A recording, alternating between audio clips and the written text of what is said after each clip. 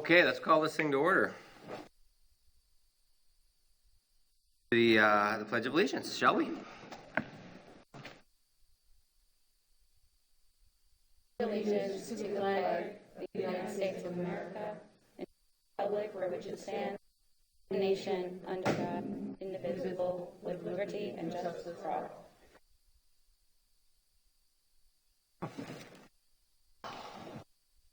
Okay, how about roll call? Let's do that next.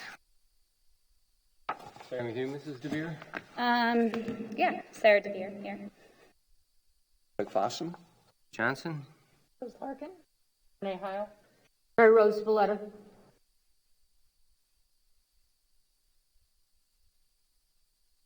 Pat Schutz, environmental staff for the Fort Myers Beach.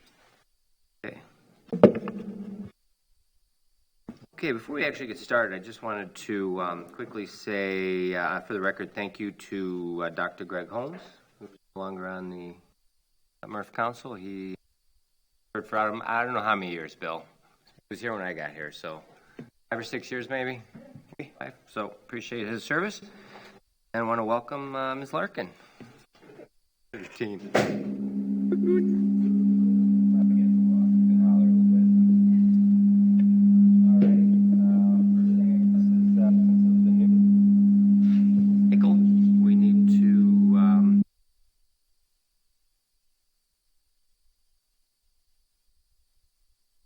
We usually do this. Do we have any chairman? Nomination process. Anybody wants to nominate anybody or themselves? Sure. Chair of this committee, I nominate you, Steve.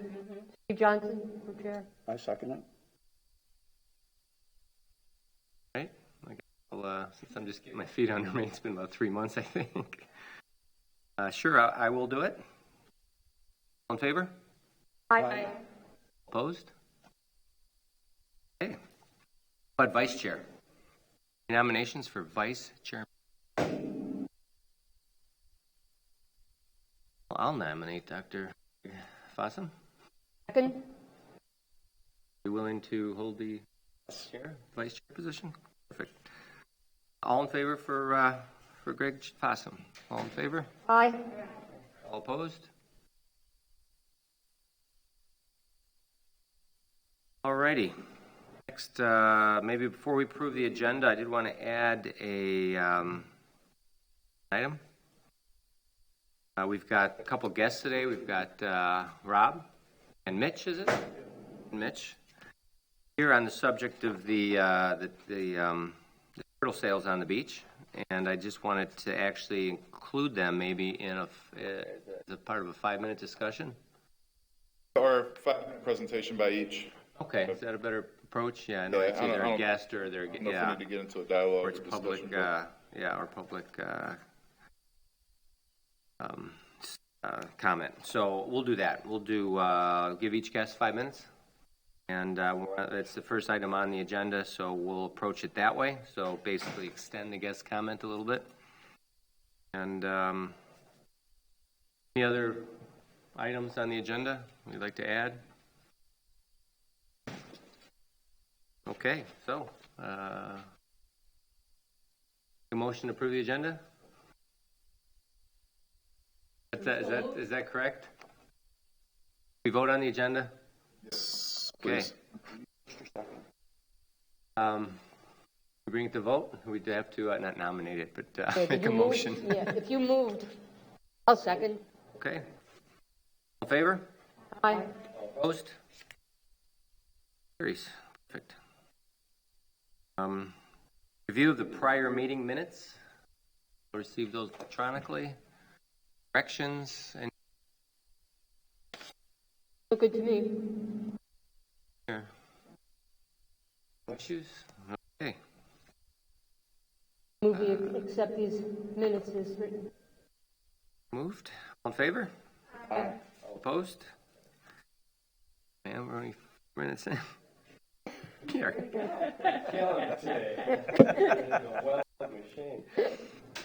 All right, so separate to our guest, I'd like to open up the public comment. Anybody here for public comment? Just go see this reverberation. Oh, I thought it was the thunder gods. Moving too fast for him. Okay, so no public comment. We will move into our current items. Let me wait for Chad, maybe. Give him a second. Don't mind.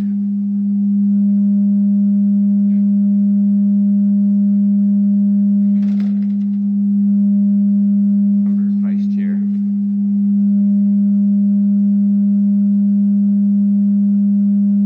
Yeah. Okay, to go first on the presentations. Okay, no, I was just going to give you a closest number from 1 to 10. You're more than willing? Okay, there you go. The answer was 3 for next time. We get the mic. We're going to hold on just 1 second, Mitch, and wait for Chad. He's a big part of this. Oh, We're going to hear you a lot better without that reverb. we're on.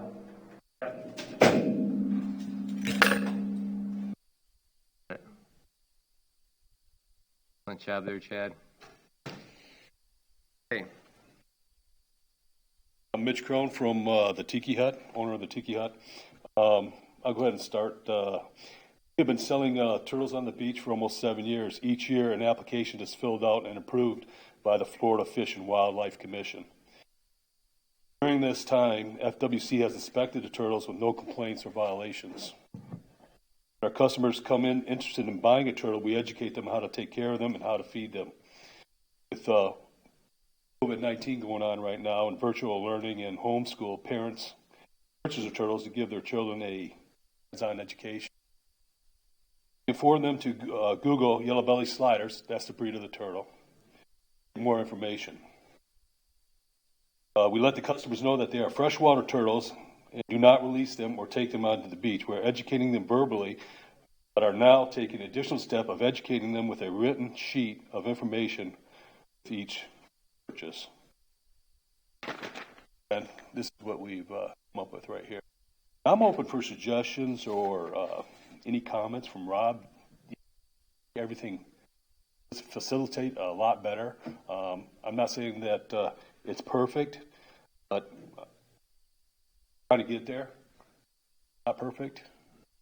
Like I said, I'm open up for some suggestions. I'm willing to work with Rob on the regards of educating the people on the turtles. That's it. Okay, you didn't need your whole 5 minutes, huh? Actually, before you, would it be inappropriate to actually ask questions? Sure, absolutely. If you're open to it. I mean, it's better. I think it's best we get an understanding of exactly where things are at. So I think the issues that have been brought up, certainly to us, and I think even to town council, is that these, the turtles are finding their way into the environment, Right. into the Gulf, into the bay, and I think the reason being is people want to free them as after they leave, or they at times purchase them. I think they've been seeing cars and things like that. Kind of a novelty, I suppose. So that, I think, is part of the major impetus in looking at how we can better control, or I should say preventing that. I think that's pretty positive that you've written a sheet now to kind of reconfirm what they can and can't do with those, or what they should or shouldn't do with those. Right. But I think it's fair, to you to know that that's sort of what you're up against, and I think you probably already know that because you've spoken to Rob and have been part of this. Any other questions? Can we see the, yeah. Oh yeah, can we have a copy of that, Sure. that sheet? You can just give it down to Chad, around, or you got a few of them. Okay, perfect. Well, I don't know. Also, Mitch, I don't know if it's privileged information, but how many? Do you know how many on average that you actually sell a year? I have no idea. Yeah. Okay. But what size are they, the turtles that you're selling? Are they all about the same size? Yeah. And they're about how? They're all female. When I get them from the breeder, they're all females, and they get anywhere from 9 to 13 inches, and they live 20 to 30 years of activity. Yeah, but when you're selling them, about how big are they? That's about 2 inches. They're about 2 inches? approximately. Thank you. Orlando.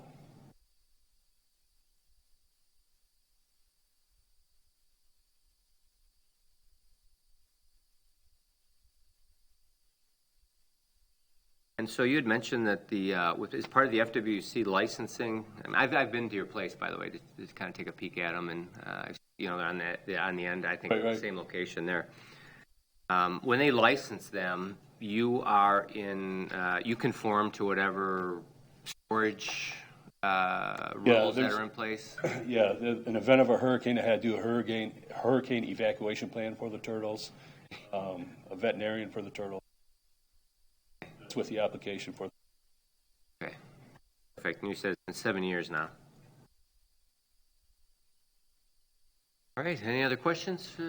Statement where you say don't release into the Gulf of Mexico. The bay is saltwater too, so I would just say any water around the island. It can be added. That's not a problem. No.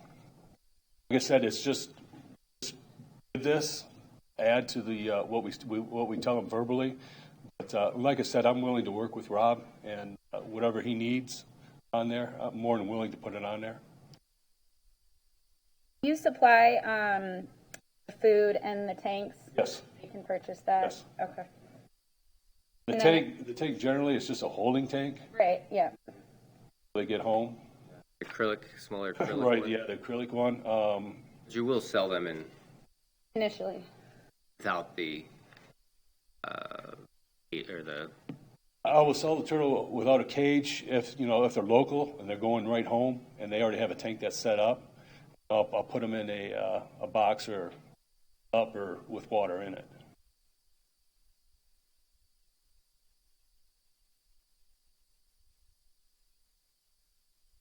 They have more information with the tank size and dimension for when they get home and newbie. Because this is pretty just generalized, but maybe. As generalized, you need more information. Like I said, just go ahead and Google the information. Yeah. Of course, it gets bigger, and its environment needs to get bigger. I just really don't know if that's second nature. Something everyone necessarily thinks of. It just as thorough as possible, I think, is great on this. That's all.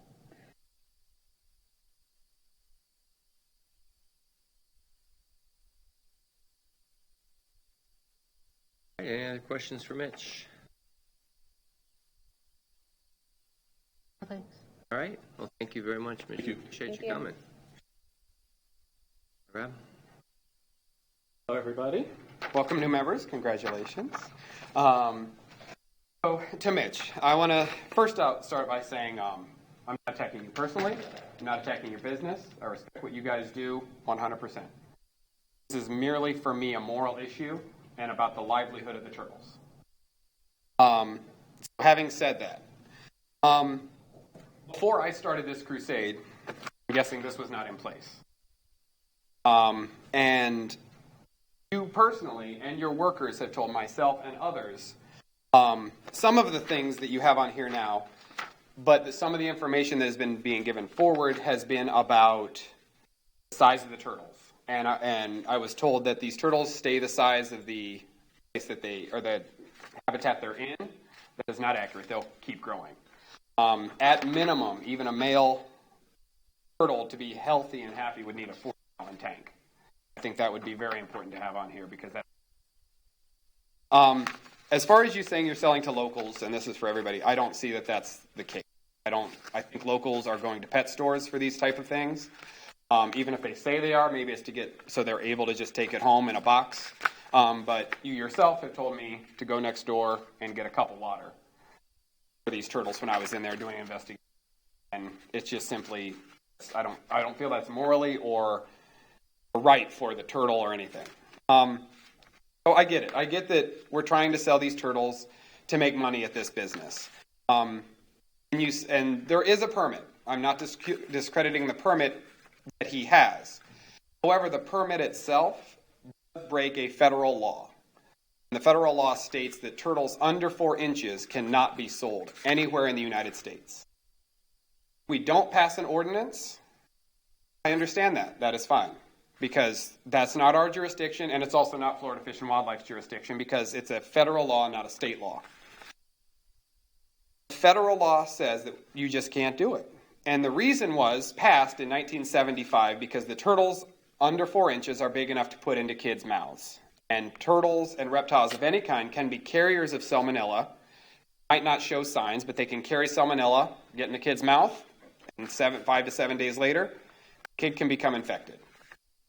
So if these permits are being passed out, and they are themselves breaking a federal law. I understand if we at a state level cannot fix this, if we at a city level cannot fix this, but I'm asking for help then, either getting 4-inch turtles, and they know that they can't be released here because they're not native to these waters, they're native to northern Florida, or we have to stop the sale of the turtles, because I am finding them dead about 1 or 2 a month now. And that's what gets me, that's what started me. You know, if I wasn't finding them, if they were going to homes, forever homes, and you guys are doing your job because that means they're getting to a home where they're going to be loved and cared for, hopefully. But a lot of these people are buying them, realizing they can't take them on planes, they don't want to travel with them, or they do go home and go online and realize what a big job this is for a turtle. So if we can do something at the city level, please help me do that. Please work with me so we can find a middle ground maybe. You know, I would love to speak with you about middle grounds. At a personal level, I want to ask each and every one of you as an individual, please help me contact congressmen, contact local representatives, contact higher up officials, not only to try to adopt the federal law as a state law, but then also, for the time being, to find out who can enforce this federal law that is not being enforced. And I think FWC, as great of a job that they do need to be called out because it's a law that they're giving, or it's a law that they're breaking by giving these permits out and not knowing the other laws that these permits are breaking. And I feel like not just this store is just a local one, but all over the state, probably the country, that this is happening, that people are being able to do this. That's really where I'm at with it. Is I'm really like, I know it's not a big issue. I know we have COVID. I know there's so many other big things going on. But for me, being dead wildlife, it just gets me. It's just my life. That's where I am. Working in Africa, working in all over the country here in the U.S., seeing wildlife or animals die for no reason, it hits. So that is my plea to you guys to help me happen. If we can change how we're doing things, better education is a big part of it, yes. But yeah, it is. Very good, thank you. Any questions? For the federal deadline? Yes, I do. All right, if I can look it up real quick. Yeah, I mean, we've looked that up. I've looked that up. It's the FDA. There's the office would be in Miami. Technically, the It is Title 21 CFR 1240.62.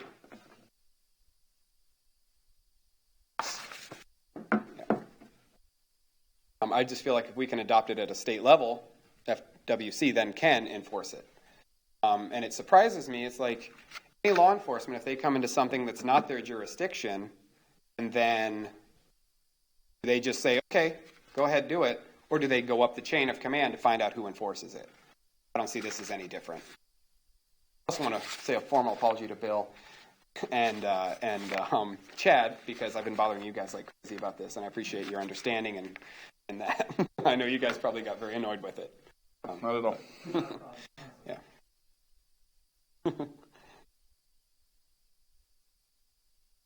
Other questions I can answer? Also, I do have a lot of alternatives and options that we can do. That income coming in, because I know you said you order like 50 a week or something. So I have ideas. All right. Thank you, guys.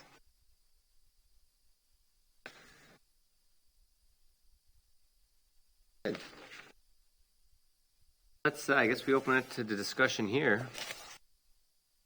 We've actually had an opportunity to discuss it in the past. and come up with the approach that we would possibly create an ordinance that would prevent it. I think the main issue here again is the fact that we're finding them in the wild. I think that we all recognize that somebody can drive over the bridge and buy a turtle anywhere they'd like. I mean, store. I think the idea of preventing that is really a moot point. So at this point, the only thing that has teeth really is a 4-inch size, or I should say, a 4-inch, greater than 4 inches. And I'm not even sure if that's still. I mean, I'm not sure that's a very well enforced law whatsoever. So maybe it was the FDA trying to do the best they can. Never grown up, told me, I couldn't have a turtle. It would give me salmonella, so I remember that like it was yesterday. But I'm not sure I've heard that too often since. So I'm not sure where that leaves us. Any input from the?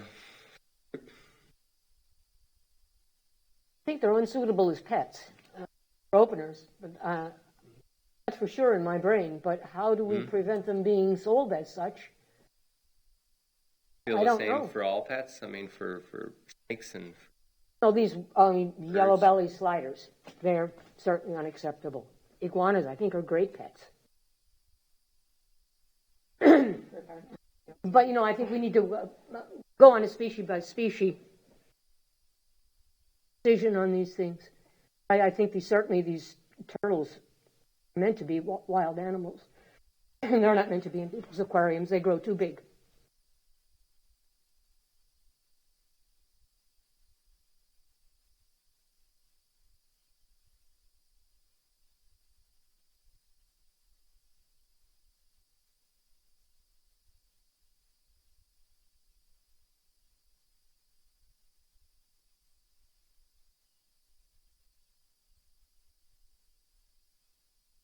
Now, is that a hardship for people? I guess. It's a hardship for the people who are making money selling them. Is it a hardship for the tourists?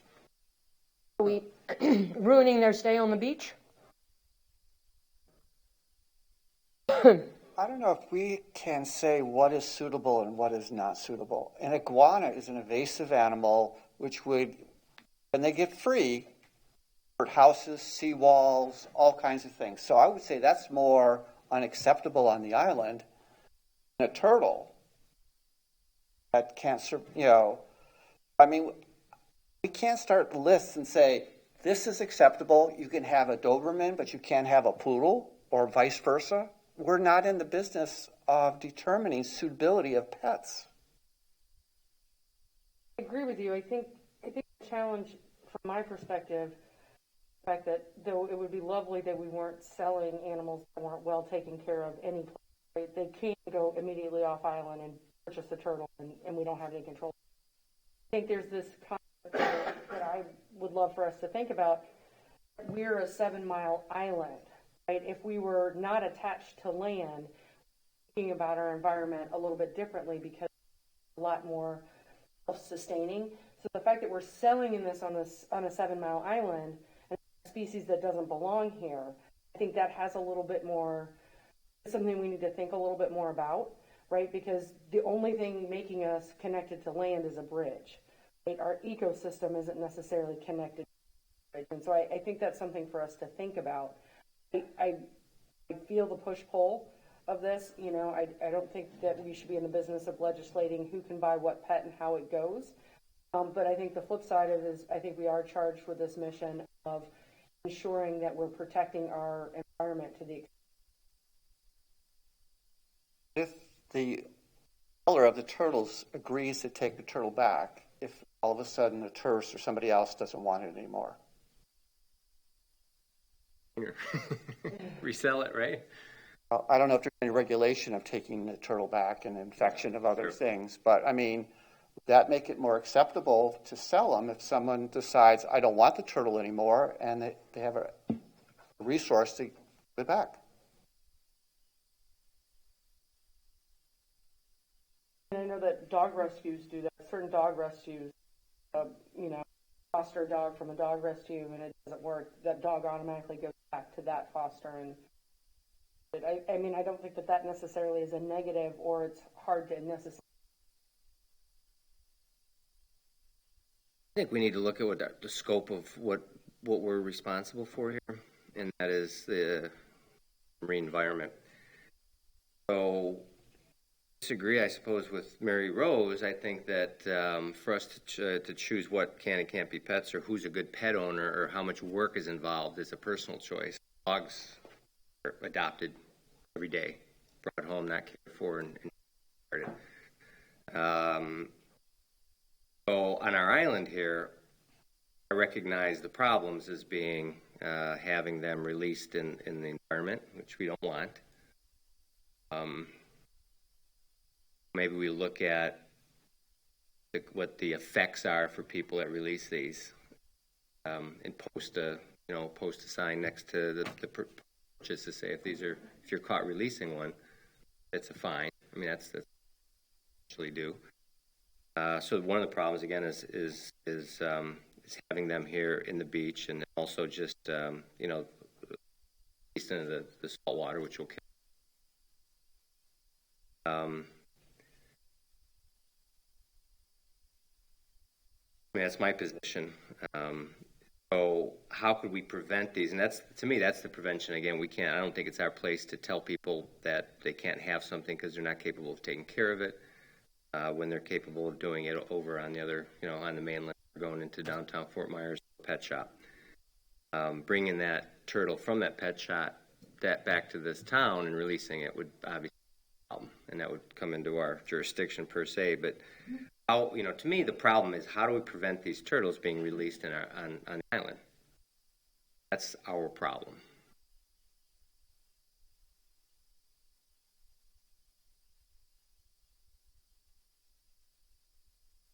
Well, so it's native to Florida. It's not native to Fort Myers Beach. I'd need to consult with FWC. I don't know the answer. I mean, is there agreement that that's the problem? What's the other problem as far as our scope or our of causing salmonella? I suppose. I mean, potentially, but again, it's all reptiles can have.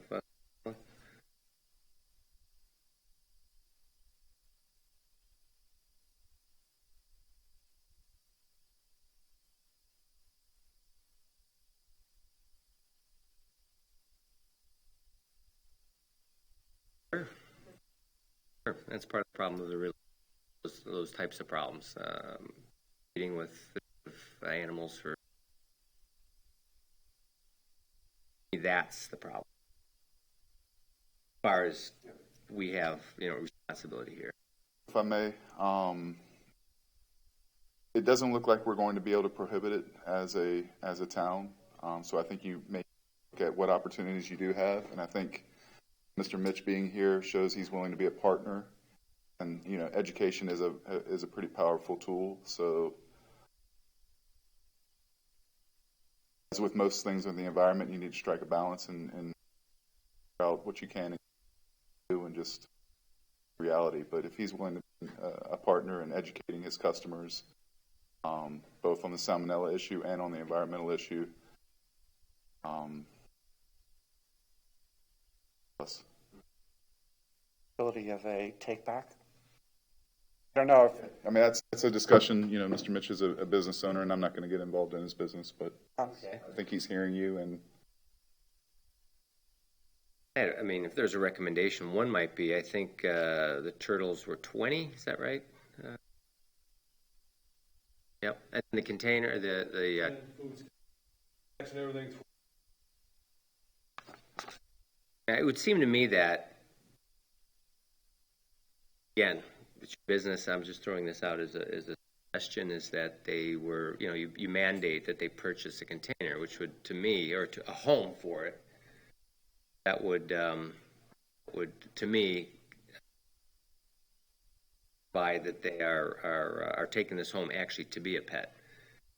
People don't bring an animal home without having, the means to take care of it, or don't have the intention of taking care of it unless they bring home food, a home for it, housing, food, or to leave with just the turtle, then it would seem to me that a potential disposable. Thrown it out there that would be certainly a and it would cost them more, but that would mean that there's more commitment to it.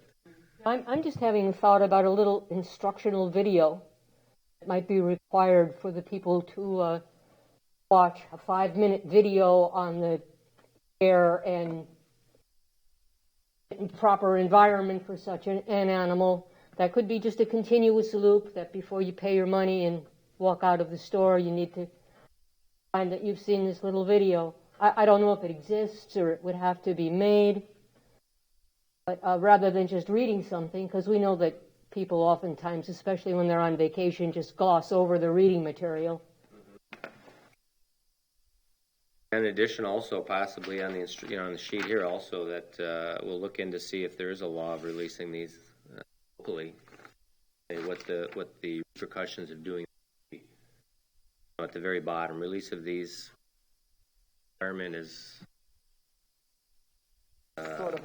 against Ordinance 22748 and can result in fines up to 10. Graphics, which would help if you have a video, but just pictures on the other side. It's going to. Just a curiosity, what are the turtles behind Mr. Tequila in that pond? What kind of turtles are those? Yellow bellies, yeah. Are those purposely put there or accidentally put there?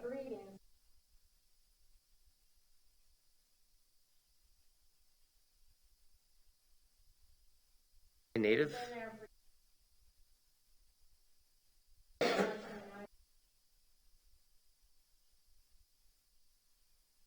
The red ear sliders, you're saying?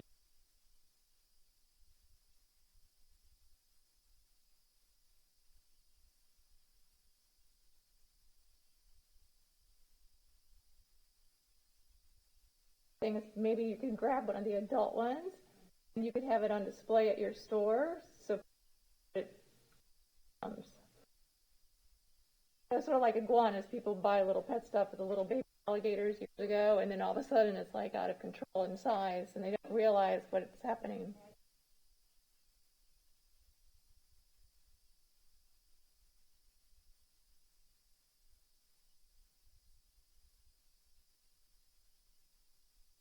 What about asking them also to maybe honor the federal law and at that point they're selling them at 4 inches?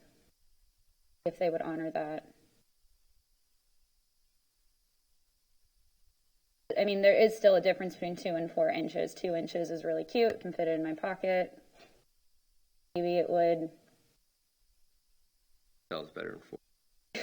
Yeah, it does. They're really, like. Businessmen know that, yeah.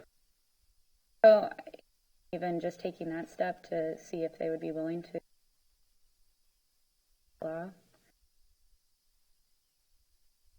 What I'm hearing is that we've got ideas for owner Mitch.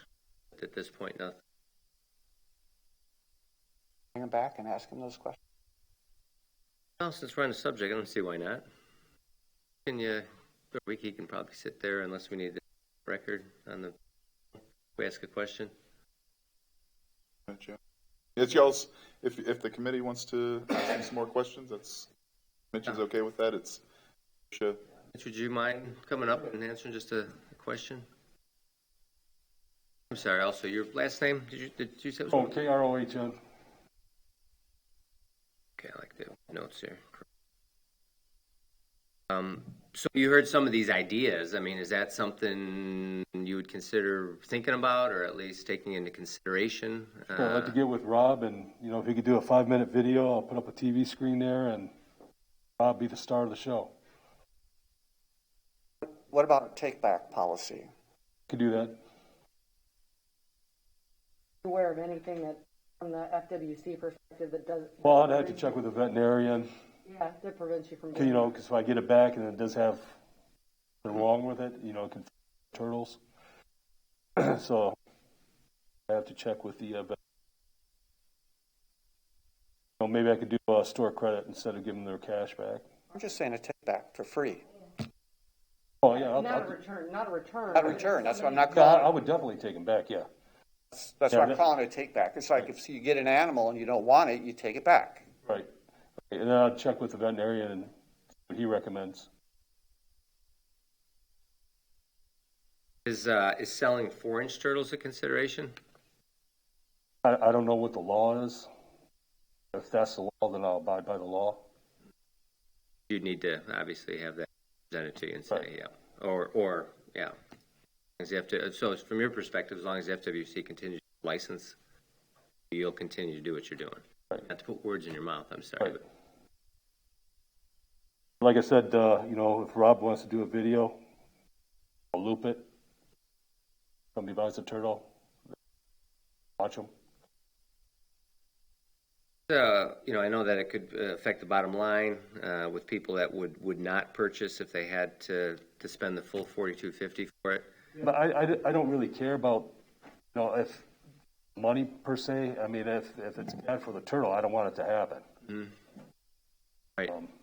Do you feel like that has some legs that people it would be more inclined to actually purchase it as a pet versus a novelty while they're on vacation if you were forcing them per se to purchase provisions to take care of it as if it was a pet to be taken home? Well, when I tell the customers, it's a big commitment by the turtle. I mean, they live 20 to 30 years in captivity. Right. Not easy. Right.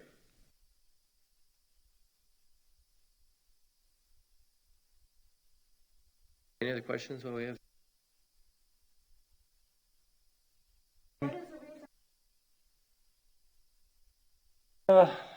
Always like turtles.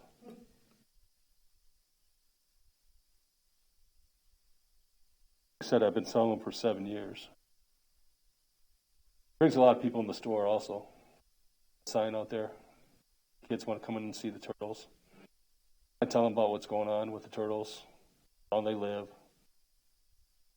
species, how to determine a male turtle or a female turtle. Determines it, the eggs, the temperature of the egg, born, like that.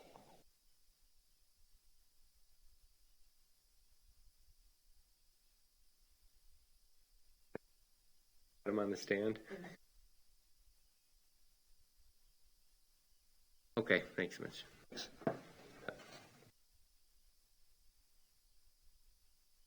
All right, well, this leaves us here that I see two options, or at least two paths going forward. One would be working with to have and Rob work together here to see if we can put accommodations together that would again prevent the release of the turtles in jurisdiction on the island here. And the second path, really, I think, the only path that would be possible if we wanted to prevent the sale of sub 4-inch turtles is to somehow get the FWC to enforce the federal law that prevents the sale of turtles 4 inches. That would be then a job we would have to do, or somebody would need to do to pursue that. Those are the two paths that I see. Any contributions here from the side? I would vote for them working together and then reporting back to us in a couple months to see if there's a resolution. Mm-hmm. Or a dearth of turtles found on the beach, right? I mean, that's. Yeah. I think Rob, you're the one that seems to find them. At least as far as I know, I hadn't known anybody. Maybe Mid-Island. Maybe Mid-Island, they don't release them down there. I'm not sure, but that's my territory. Sound reasonable that we go ahead and kind of table this and see if we can get things in a good working order and visit it if things get worse, improve? I think we should revisit it in, say, 3 months just to make just letting it slide away. Okay, let's let's do that then.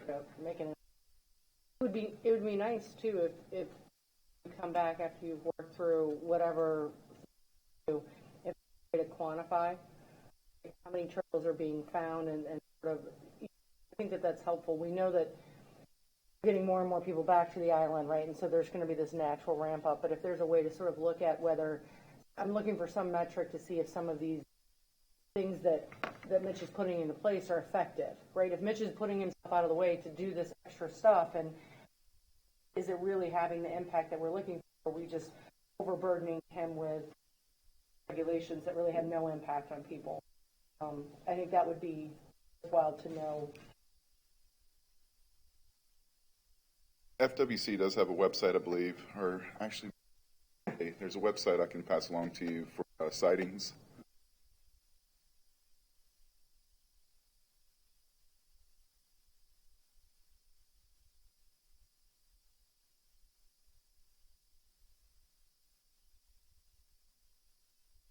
Yes, Rob, would you like to, can you stamp so we can capture it on tape here?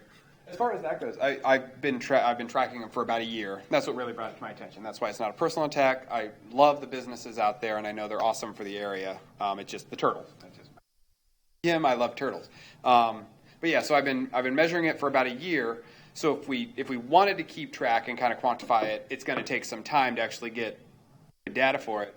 But no, a lot of the ideas, I mean, at the end of the day, if we can help these turtles find better forever homes, then obviously I'll help. I don't mind that he's selling them. I mind that they're dying.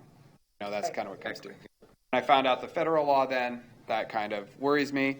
And also, may I touch on something you said also? You're saying like people can buy them off island and that. When you're a tourist and you're in an area, you do sporadic buys, and that's what the little ones are. So, yeah. I would love to help those set up 4-inch.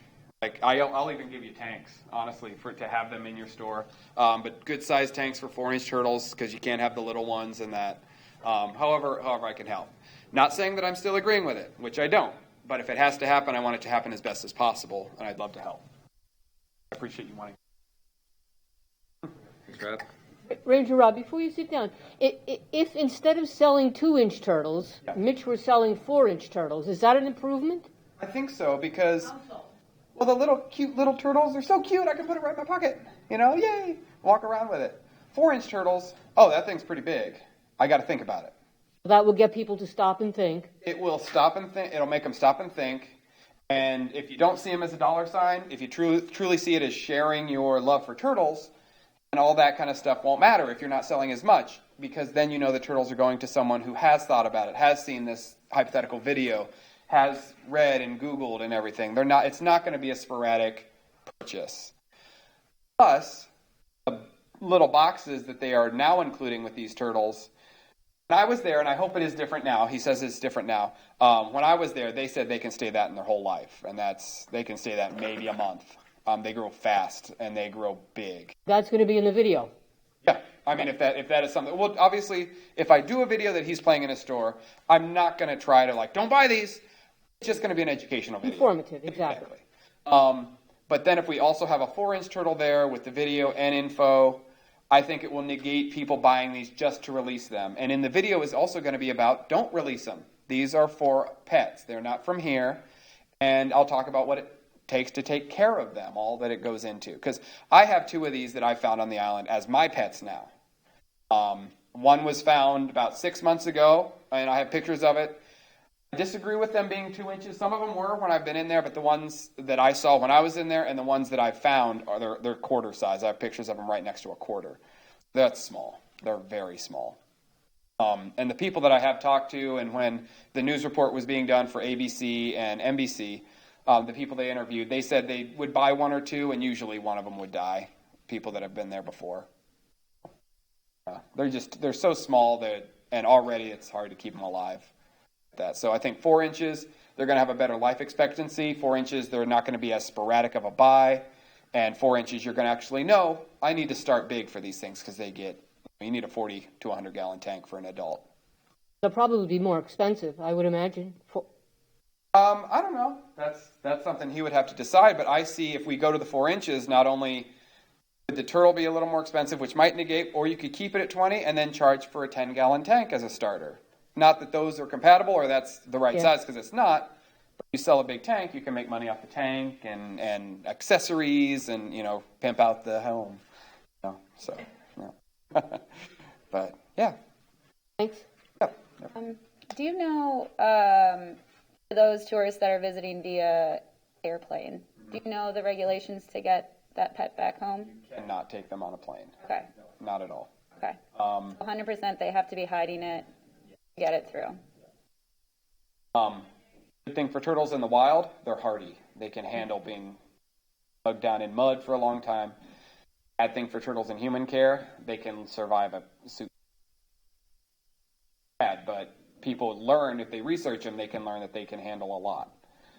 The thing is, the little turtles, their bodies are still developing, and they can't handle this stuff. They can't. Right. So people will read, oh, we can take these, and they'll be okay in a tight little spot as an adult when they can. So they'll get home, and they could be dead. This is my thinking. I haven't talked to anybody about that. Right. Well, it's my thinking too. No. And I guess that kind of brings a point too. If the tourist is buying it and they're flying back home, that be something that's discussed in the video or somehow presented. They just Like, can't. look, the reality is you're legally not allowed to bring this on. So you're going to have to wrap it in a blanket, which I just consider inhumane regardless, even if they're hardy. My cat's Oh, yeah, no, very that's what I hardy was too. saying. Yeah. I can shove my cat in a bag, he'd figure it out, but I'm never going to do it. So that's just a point to... According to Google, you can take turtles, rabbits, pigs on an airplane in an appropriate airline approved container. Correct, in a container. But if you're just Okay. taking them on in a pocket or something. Oh, You okay. can take it home in an airplane. Okay, I misspoke then. I thought you meant like what you were thinking, where they're like hiding them. No, at least if they have the option. I'm just have the option. So kind of like a dog or cat, they probably have a fee they pay, and then like you said, an appropriate carrier. It would be like a companion animal in that case. So yeah, I mean, companion animals, yes, but if you're stowing it away, also not all states these turtles are legal, so they would go into that also. Or does it say there's a cost affiliated? Well, it's not going into that detail. It just says that it is possible in the appropriate container. It's not saying anything about has to be a companion animal. I'd have to look into the law. I don't know that personally, but I've always thought that you can't take animals on unless they're companion animals.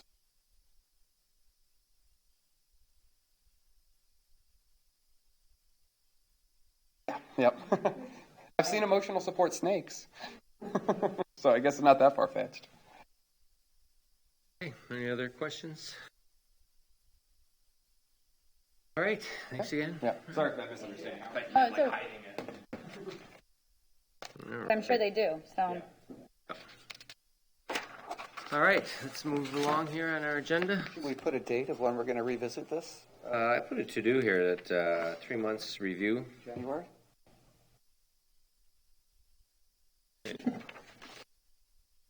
January, we'll check back with you all and see how things are. How's that sound? All right, onward and upward, right? So next on the list is the fertilizer ordinance education. So actually, I don't know, Chad, I had, let's go ahead through here. I had done the project list, presented to the council, our priority list. I had wanted to share the information, but I suppose I can do that at the end here. Actually, why don't we do it now? And it just take me a minute here because these were all on the current items, and we may add more based on if we check some of these off today. So, in September, I went to the town council meeting and met with the town council and gave them the report that I shared with you prior to going in. Basically, I was hoping for them to prioritize, prioritize the list that we worked on in order to give us some guidance as to what's the most important to knock out. And I'd say in general, I really didn't receive that. They basically said all of it was great. With the exception, Rexanne did say that the boat pump outs and the derelict vessels are actually on the docket for the Anchorage Committee, and those are better handled by them. So we will remove those. But otherwise, everything else was really was accepted, and I think they really dug into. And Bill, correct me because you were there. It was actually for me many moons ago. The invasive species due management was a big one. Obviously, as it's the next one on the item here, the fertilizer ordinance education was a big one. They're a little bit surprised that really maybe the word hadn't gone out to the extent that we had hoped it would have. Filling holes on the beach, I'm not sure they had input on that. Besides, how do we solve the problem? And we're very supportive, although it was outside. They felt it was outside their jurisdiction on the artificial reef, knowing that that's probably a county project, and also the Big Carlos Bridge fishing pier, although that was a favor to the mayor, fishermen. So that was the input to everything. Basically, we brought to them. They said move forward with. So that's what we're going to do. And I guess at this point, we probably will keep 4 or 5 on the current item list, and then add some as we X them off. How's that sound? That's good. Cool, everybody? Jumped up. Correct. Yeah, I think the battery might be shot. I mean, everyone was pretty supportive of the bridge idea, and I have talked to a few people since then. I think if you've been on the communication, Steve. Mm-hmm. Oh yeah. And I think early next year they're going to have a period of input to decide on whether they're going to try to take the debris and make it into a reef or take it and haul it inland. Bill had reached out to you, a contact you had there, I guess maybe in the Lee County Environmental Group. The consultants, I think that the county seems like No, your original contact. That's somebody you knew over there. I mean, that you started the whole email chain. No, I started, and that's where I ended up. Okay. Okay. How far an email runs? The DOT, and I ended up there pretty quickly. Oh, okay. But the maybe I'll the synopsis of that email was that environmental group sort of got he led in with the environmental group. They went to the project managers. The project managers said they already started to investigate that, and they were looking at basically the easy way, and that is the cost analysis of shipping the debris out versus loading a barge offshore. And they were waiting for the consultant to give them dimensions on what sizes and materials would be available from the bridge. They have that. They have they provide information about all the material that's going to be there. It's just really, it's going to come down to how much is it going to cost extra money if it is in front of the county commissioners. I think sometimes early in the year, and then what happened for years because first they build a new bridge through all that, and then once that's done, then they talk about tearing down the old bridge. I think it's like 2023 before they're going to be tearing down the old bridge. But Bill said they have public input early next year sometime. I think they actually had a date, and I think that's where we'd go. People interested would go and tell them, even if the costs weren't quite the same, the amenities that it provides for divers and fishermen, and of course the benefits maybe Naples has received from doing their project. That's something that the county could invest in.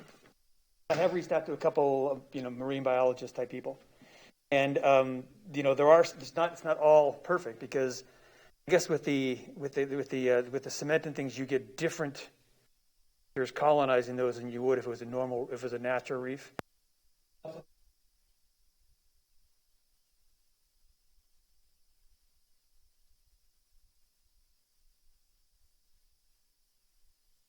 Bottom line is.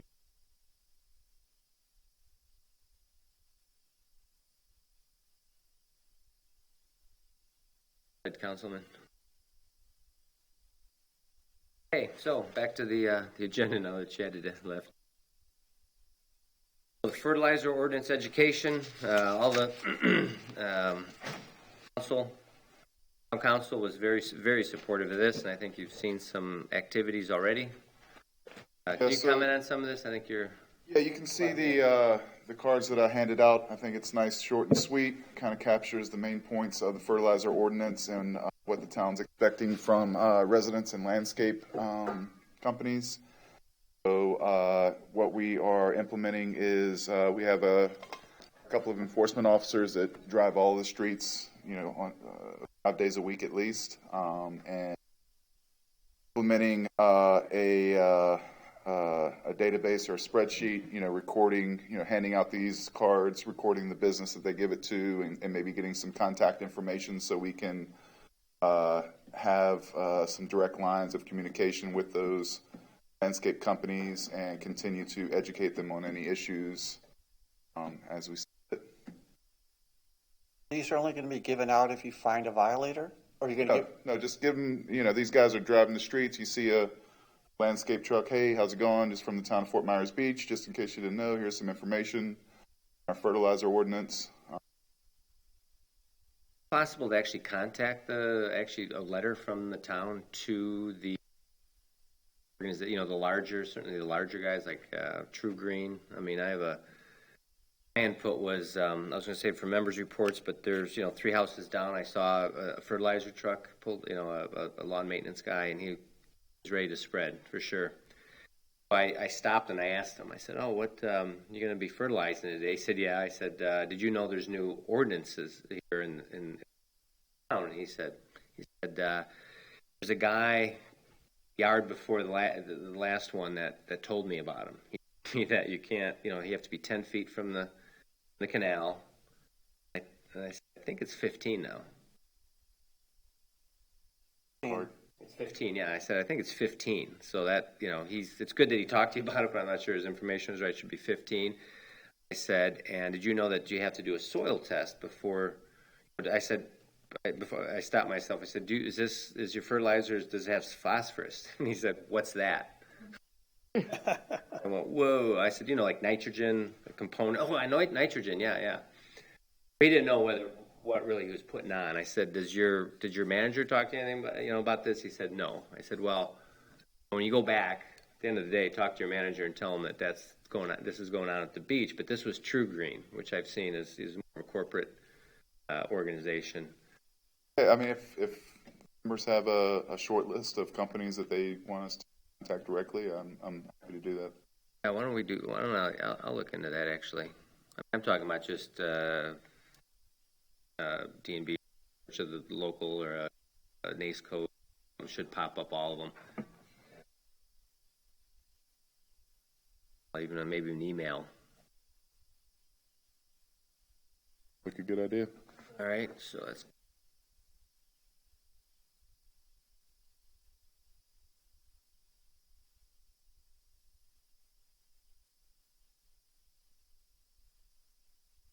Okay. Other than that, I think our PIO is doing a good job getting it out there. I see it on the community email. Else on the fertilizer ordinance? Run in anybody fertilizing? Talk to them at all? August 29th, they fertilized one of our neighbors, but I just saw the sign that they had just fertilized. I didn't see him. Did it actually say fertilizer or just lawn application? Lawn application. Yeah, see, sometimes I think that could be bug spray too, or it could be pesticides, could be pesticide, herbicides, insecticides. Sometimes they have fertilizers that do not contain nitrogen and phosphorus. Various constituents that aren't regulated. So is our code enforcement doing anything along the lines to see if on the ordinance? I can certainly ask. Otherwise, how would we do it besides, as residents walking up and trying to shake these guys down? Free a pocket of these. Yeah. Homeowners, but I think one of the big ones is this soil test. I mean, that's actually probably going to be quote unquote the most inconvenient for a homeowner because they'll have to pay for the soil test, correct? I was saying the phosphorus, the soil test would probably be the most inconvenient or cost. Yeah, I mean, it's an extra step. Lab test. Right. Let me ask you this: what percentage of fertilizer applications, let's say nitrogen only, phosphorus? Do you know anything about? I'm not in the business, no, sir. Me either. That's why. No.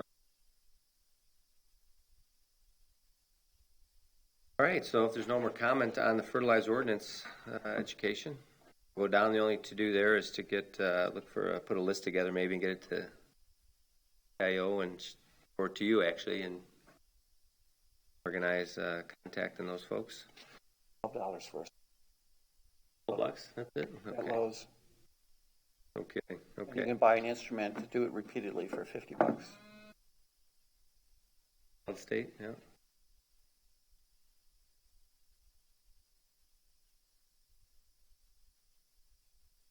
Email to everybody who stuff. Do we have a social media? We have some fairly active. I love Fort Myers Beach. Like this would be a good place to at least. Where is the town doing that? Is that something that? So I think our PIO now has is a Facebook account that's for the town, a town Facebook account, and she also has been sending out is it a newsletter, a town newsletter, e-newsletter, correct? I Yes. just got one today, I think. Or That's my understanding, and if y'all want her to maybe come and speak at the next meeting, I can. Yeah, because I think it might be interesting to see how she's using some of the I Love Fort Myers Beach. Fairly active about information sharing. There's been bike safety, lights at night, and all kinds of other stuff. Might be a great way to awareness how quickly some people are thinking. I agree, Renee, and I think that also, I mean, it's the people that apply it need to know, and the people that are paying the people who apply need to know. Right. The two targets, without question. Homeowners, I don't know that actually treat their own lawns. I don't know how best to handle them. You know, how many we have? 6,000 permit, or how many property owners? How does the town normally?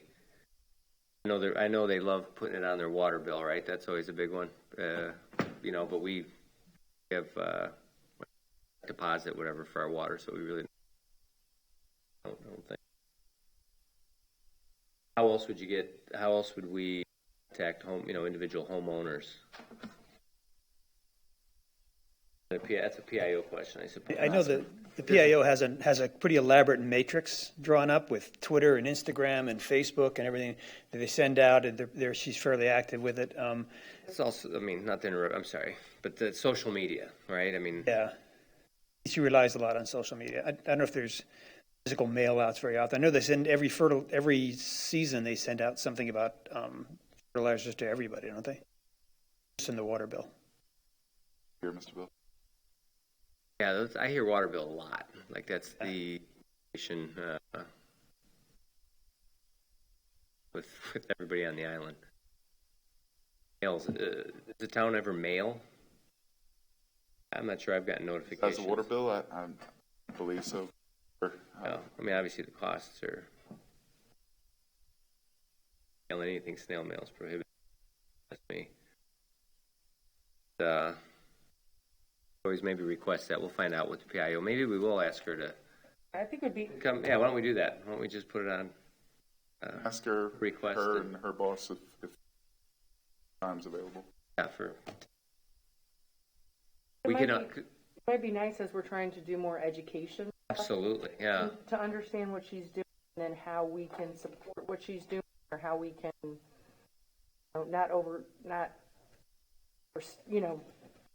overlap is what I was looking for. Right, because we have the water restrictions, the communication as well that we talked about.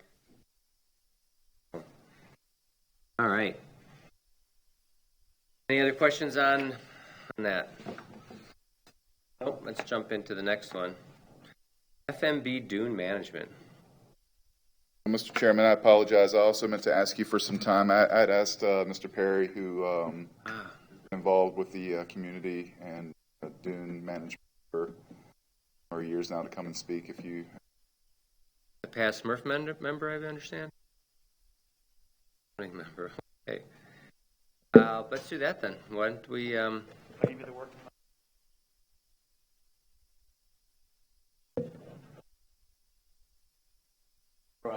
I'll introduce myself. My name is Bill Perry. I'll take this off. It's okay. I would suggest for the people that apply fertilizer, have a permit. Town issues a permit.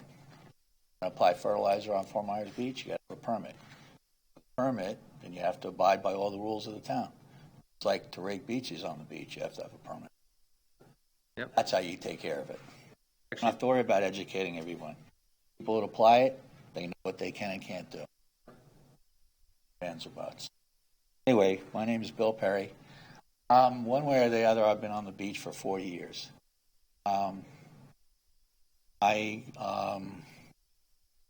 involved long before the town with the first vessel control ordinances, worked with Ray Judah, those, developed the personal watercraft and parasailing ordinances with the county. Town incorporated, specialized that in order to specific Fort Myers Beach. Borrowed a lot of the information from Miami. Time they had a Marine Advisory Board. Brought it to the attention of Marshal Siegel George and John Mulholland. That's where the Marine Resources came. Plus, we needed something like this body. Everything to do surrounding. I was involved with the harbor plan, the first, the comp plan for the management, and later I was involved with the management plan for north of the pier. When we renourished the beach, I was enlisted by the town, by the mayor at the time, Mayor Harry Kiker, Harry Stewart, and Keith Lackinen, to speak to the property owners who would not sign the allowed the renourishment on their properties. They did not want to be part of the dune plan that the town had put together. I convinced everyone except for one property. That was the fellow that had top of the mast. Inc. Get in touch with him. I designed most of those dunes out there because those property owners, they trusted me to take care of their beach for years. Working with Keith, we created the largest dune systems on the entire island. Everyone up there, the property owners, they love it. They love what they have. Put together specific rules that they would buy in to the idea of frontal dunes. 75 or 80%, I can't remember what the exact number is, of their property had to have a frontal dune. A lot of twisting of arms. They trusted me because I'm the one who takes care of their beach. So, it came to fruition. I also worked on the bird nesting program at the south end of the island. I convinced those property owners that I would not groom their beach anymore unless they signed on the plan that Keith fought so hard to get with the FWC, the help of the Audubon, to convince the people in Tallahassee and the DEP to grant the permit that the town now has. That was a tough job. We got it, and it's very successful. As you probably all know, probably one of the most successful bird nesting areas in the state. I was really proud of that. And one thing I'll ask you to do, I mentioned this to Chad, the town never recognized Keith Lackinen, the management plan north of the pier or the shorebird nest. Kind of left, never being recognized, and needs to be put up for the John Mulholland Stewardship. I'm just putting that out there because I think he deserves that. And told him I would bring it up to you when I'm here. Got on a plane this morning, 5 o'clock in the morning. I was up in the Adirondacks at my place. I flew down just to be at this. I'm here. Any way I can help. management plan that Chad wants to put together with all of you here south to the end of the island. Get that plan to fruition, we're going to have to come up with certain rules like we did north of the pier. And we have to get the buy-in from the property owners. That's key. And that's where I can help. As you probably all know, some of you know, I groom that entire area. There's a few spots I don't, but most of the island I do. So I proposed to the council back in 98 a dune, the outrigger to the Holiday Inn, middle of the beach. Back then I could never get any buy-in from any land property owners. Now I think I can, because that's a pond every summer. So anything I can do to help, here, I'll come to the meetings. I'll start bringing in land property owners involved. We're going to get something done. We have to have everybody work together. And we can maybe have what we have north of the pier. I certainly appreciate that, Bill. All right, well, we need to dig in, I think. Did everybody have a chance to look over some of that information that sent? Got some questions here, Chad. First of all, all the dune management information we have here, data here, really starts in about 2007. Is that correct? That's what I was able to dig up. I basically sent y'all everything I could dig up on files. There may be some more stuff, but I mean, my point in sending that was ideas have been around for a while. Mm-hmm. Mm-hmm.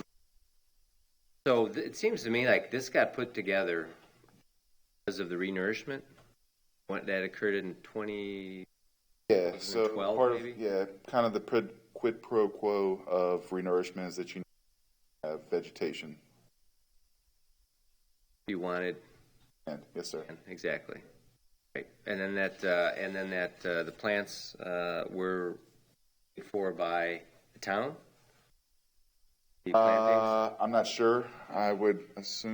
County, was it? Okay, yeah, because it didn't cost based on what I could find, that it didn't cost the homeowners anything. So is this actually a policy? Because it's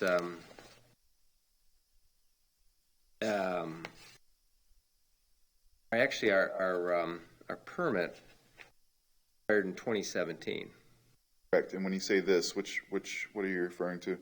The permit, I guess. Beach vegetation management plan was voted on council. I forget during the meeting, but that was approved by council several years ago.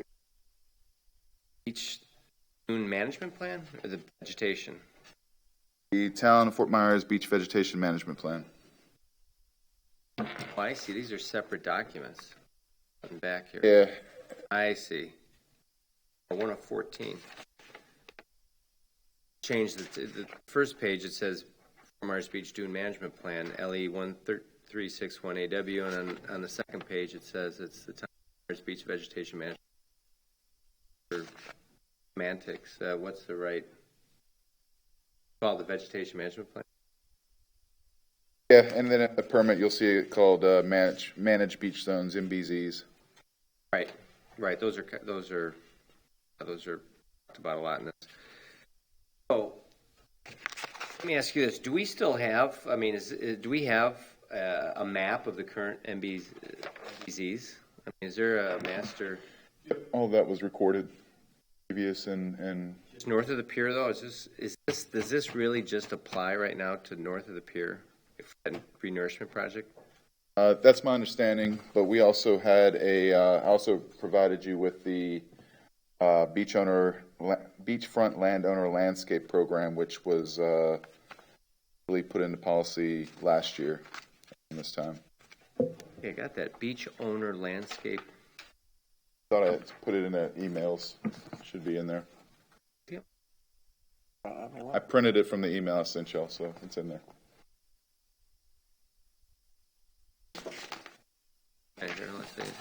Beachfront landowner landscape program. Yes, sir. Right, one page, single page? Sir. And what was that? I mean, what was the date on this, you know? Like I said, I believe it was around this time. It was in a report to council last year. Just Last year. Is this your work? Are you the author? No, I believe council member Shamp was the author. You know, it was in line with the previous beach management plan. Not as much as into the technical, you know, percentages and widths and plant species, but still policy, but island-wide. So, knowing this, are there managed beach zones south of the pier? I believe, I mean, yeah, I believe there's some areas where people are managing. But according to like which one of these programs? I mean, how was that? I'm trying to figure out how this is applied. If I'm a beach owner, Right, I mean, what would you have sent to say this is what we, I want to build a dune. What are the restrictions? What can I do? I would refer them. I would say, you know, first things first. You need to with the FDEP. That waterward of the CCL is going to require, especially if you're changing the topography of the beach, is require CCL permitting. CCL is Coastal Construction Control Line, which the FDEP has a 1991 CCL. Waterward of that is regulated by the program. Mary Johnson, if I could interject in a couple of things, some of the history that went on. Now, the part north of the beach, when they needed a beach renourishment, they granted the easement for it, except that you said the one place. Part of the deal was they got sand, but they had to put these dunes in, right, and maintain the dunes, to hold the sand there. The place, that renourishment stopped around the bridge, a little past the bridge. Now, all the ones, the problem, they got some pushback because when they granted the easement, the state law, as I understand it, is that when the state puts the sand, the state owns the sand. And so there is the wet sand line, but the actual sand that's spread out goes above that, goes landward of that, and that actually then becomes property of the state. It's a little bit of a semantic, this is my understanding. So prior to doing a renourishment, an ECL, erosion control line, is established. And so waterward of the ECL is state land, landward of the ECL is the upland property owner. Right. So you're saying the new sand, but most of that's going to be where the new sand is anyway. I think that renourishment. The ECL is established from I believe my understanding is it's the mean high water line at the time of the project. So that basically the state is not going to be losing any land by extending the beach. I think in the permit it specifically says that still you still retain ownership. This is not. And it's more about easement, but it's the loss of some control. This is my understanding. They got some pushback from some of the beach property owners. At the time, I think we were brand new property owners and really didn't give it much thought. I was too, right? Because they never really came into play that much. I had heard we didn't get the property owners wouldn't sign on. Well, the reason why.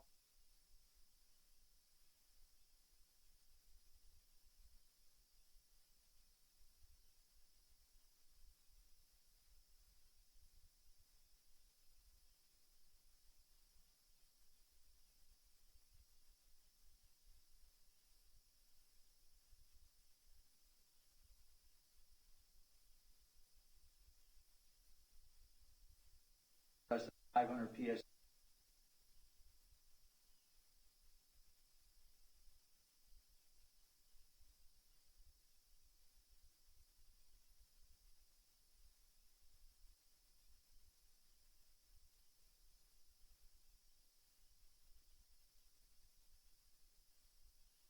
A lot of people are like, I'm not giving an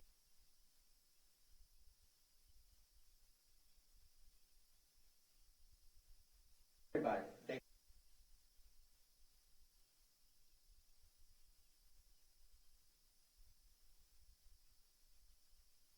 Ellis County.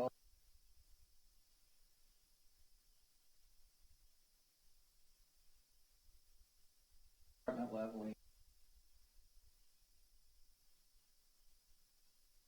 Just a point of order, Chair.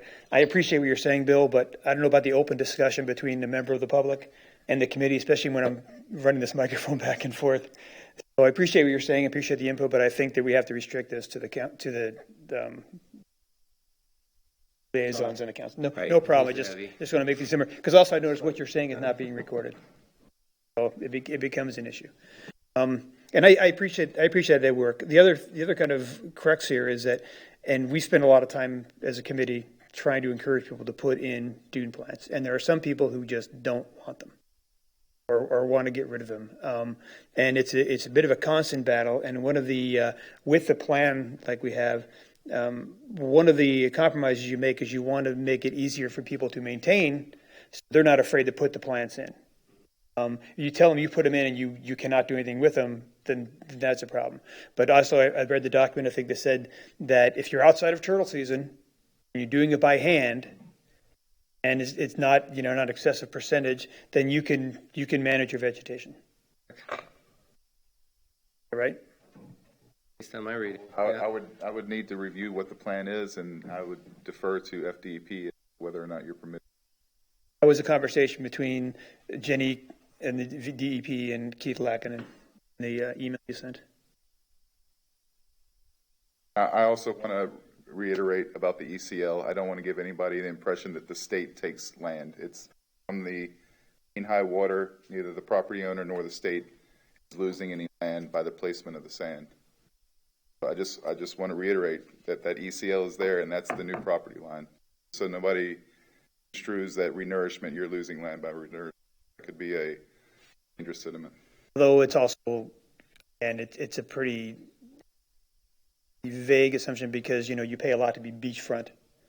So you could say technically if that's the case, if there's a strip there that's not part of your land, you're no longer beachfront. I don't understand. Well, you said that, okay, there's that land from the ECL waterward, right, where they put the sand for the renourishment. Right, which is the mean high at the time. Right, which becomes the state's. Which was already, the state already owned waterward of the mean high. Submerged lands. Yeah, but now there's, and this is, I'm just telling you, I'm not really arguing about it, but this is what I've heard from some of the landowners that made them a little concerned, is now there's a strip of land between them and the water that they don't own. Right, well, the mean high was already there. Yeah, I mean, in a lot of ways, it's just semantics because the property owners and the state can't do anything with that land. They're going to build a fence or they're going to obstruct it anyway because it's just nobody can. Right? That was something that I know scared some beachfront property owners. Right, so I just want to be clear what the ECL is, and nobody's losing land. You have the mean high, state owns waterwood of it. Regardless if you put sand there, it just establishes that mean high as the line in perpetuity so that the state's not losing any land and the property owner's not losing land, the placement of sand or the erosion. And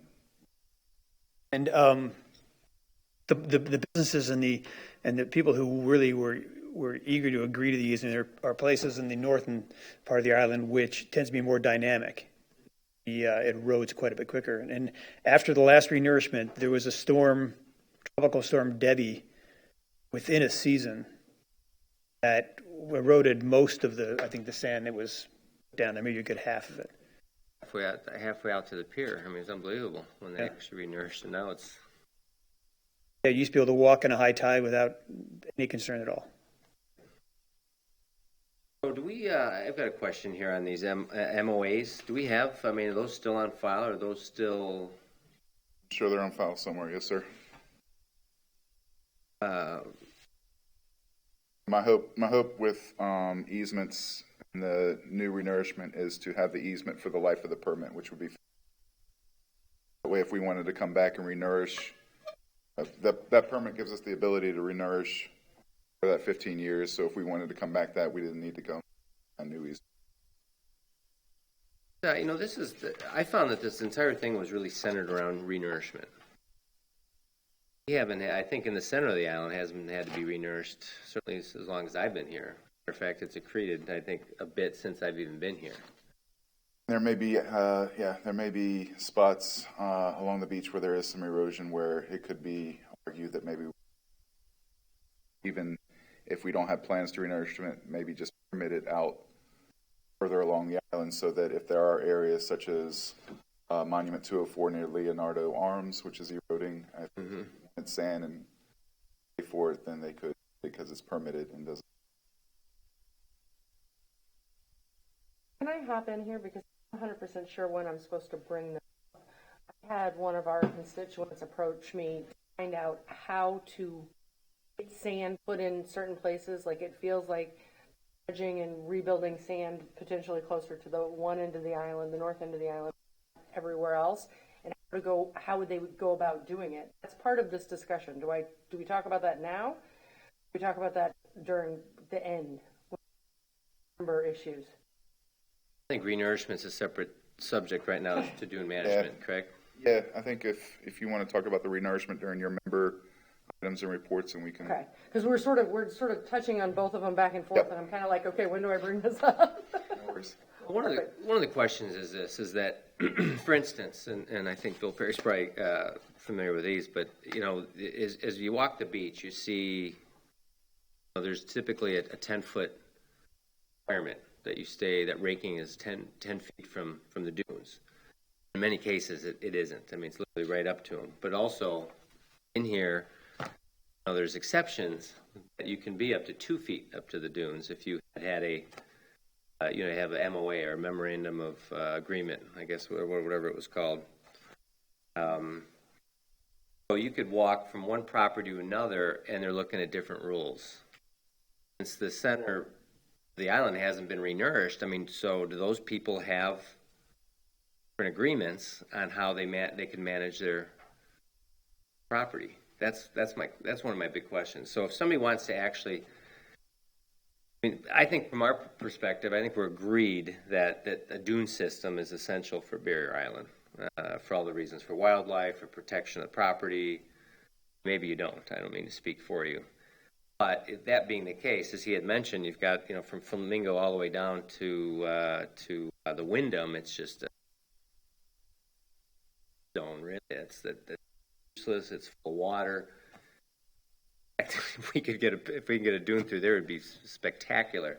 But could you really? I mean, so could they just decide, okay, we're going to do dune plantings, grow their dune, or would they need to start trucking in sand and actually do it that way, build the dune, and then put the vegetation in?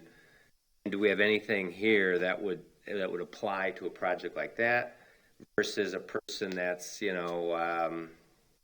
that has an open lot at up near Connecticut or something, and they want to build a dune.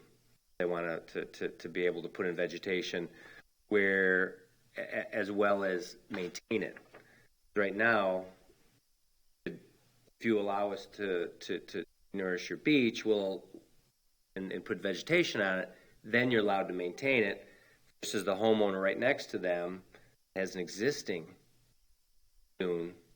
They have a different set of rules that say you can't maintain it. Correct? I mean, that was sort of my understanding. You said a lot there. Well, there is a lot here.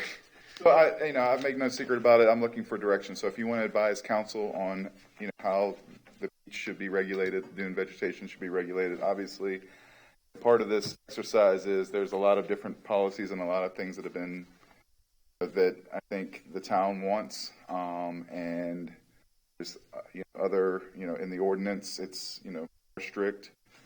So I'm looking for direction. So if you have specific questions, I can try to answer those. But I think what I'm looking for is advice to council on how you like the beach to be regulated. And again, just getting one of your questions, I think what you're getting at, Steve, is that the places where they had nourishment, they entered into an agreement. Where they didn't. I've never entered into any agreement. I don't think the Shamps have either. So there are some different rules, but it's pretty much the north part of the island where the renourishment was.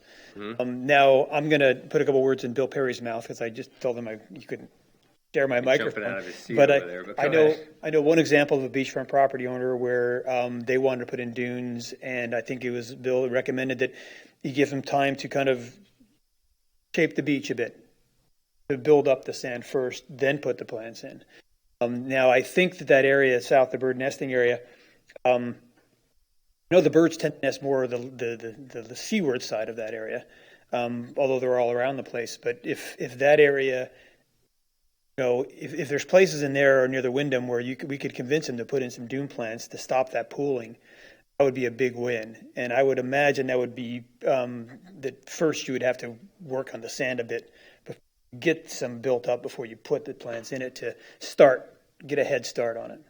I mean, that's a virtual desert for, let's say, for turtle activity. I mean, And it's a lake. I'm sure it is. I've spoken with the engineer with regards to that, asking kind of that same kind of question. If you just started planning and doing, it would basically turn into, it is a salt marsh. I mean, you have salt marshes on both sides. It's going to join. So you do need to create, it needs to be engineered positive grade, and then creating a 1 to 2 foot dune station to hold that grade. It's an engineered, permitted picture solution with that wide of an area. An engineering company at the was commissioned by one of the condos there. What the solution is and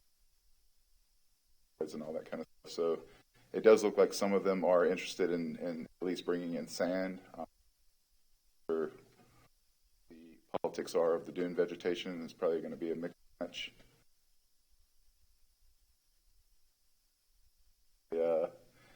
Opinions on whether they want dune vegetation or not. I don't know if that answers your question with regards to that area. Would they bring in sand there without the agreement to put in a frontal dune? Yeah, you could truck it in. You could use existing sand there. That area appears to be accreting from the reports that I've seen. Again, it's an engineered solution, so you get an engineer who has experience in type of project and ask for options. Don't want to with a box blade, maybe edge some off like they did in Marco. Right. I think there's specific things in the code that using the box blades is kind of a no-no in extreme circumstances. Recognize you. We can talk afterwards though. We have a guest comment. We have a public comment after. Yeah, the chair will move probably the public comment to the end of this item, and we'll go on to the next agenda items. So this is a lot to get your arms around, but so the DEP, the permit here is finished. Basically, it's expired. We didn't. They had no reason to extend it for another 3 years. You could, but we had no reason to. Correct? Sure, I was here. Right, in 2017, right? You can extend it extend it up to more years. That would have brought us to 2020. So, not this. This is done. This is more of a historical document to look at how this was managed by Keith at the time. Right now, the Beachfront Landowner Landscape Program is really the document that regulates beach management, dune management. I would say it's policy. Policy. Council, yep. So every beachfront landowner has the ability to lower dunes to a height of 4 feet if they want to. Permitting? Okay, with state permitting. So this is basically what the town is willing to do. It's up to the landowner to do. It will allow them to. That's policy from the last town council, not the current town council. Okay, so it's not an ordinance; it was just a policy, written policy. Yeah. I mean, we have to ask current council to institute policy. I mean, it doesn't go away. My Unless understanding. they actively make it go away. It's interesting. I think one of the things I saw here from the original management plan, beach vegetation management. And it says it specifically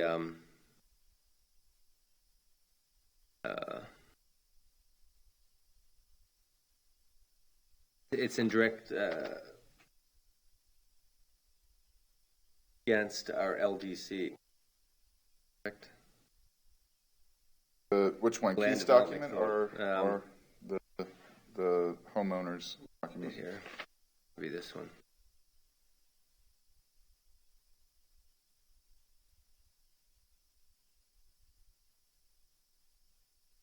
So is that something we'd have to take into consideration? I'll find it here among yourselves.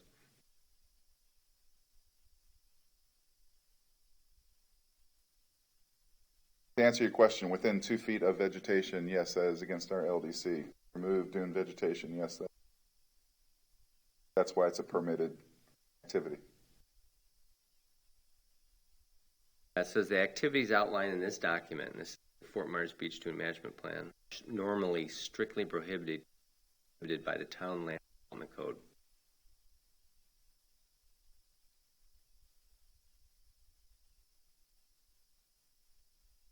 Is that going to be an issue with our work here? No. Obviously not. Okay, that's what.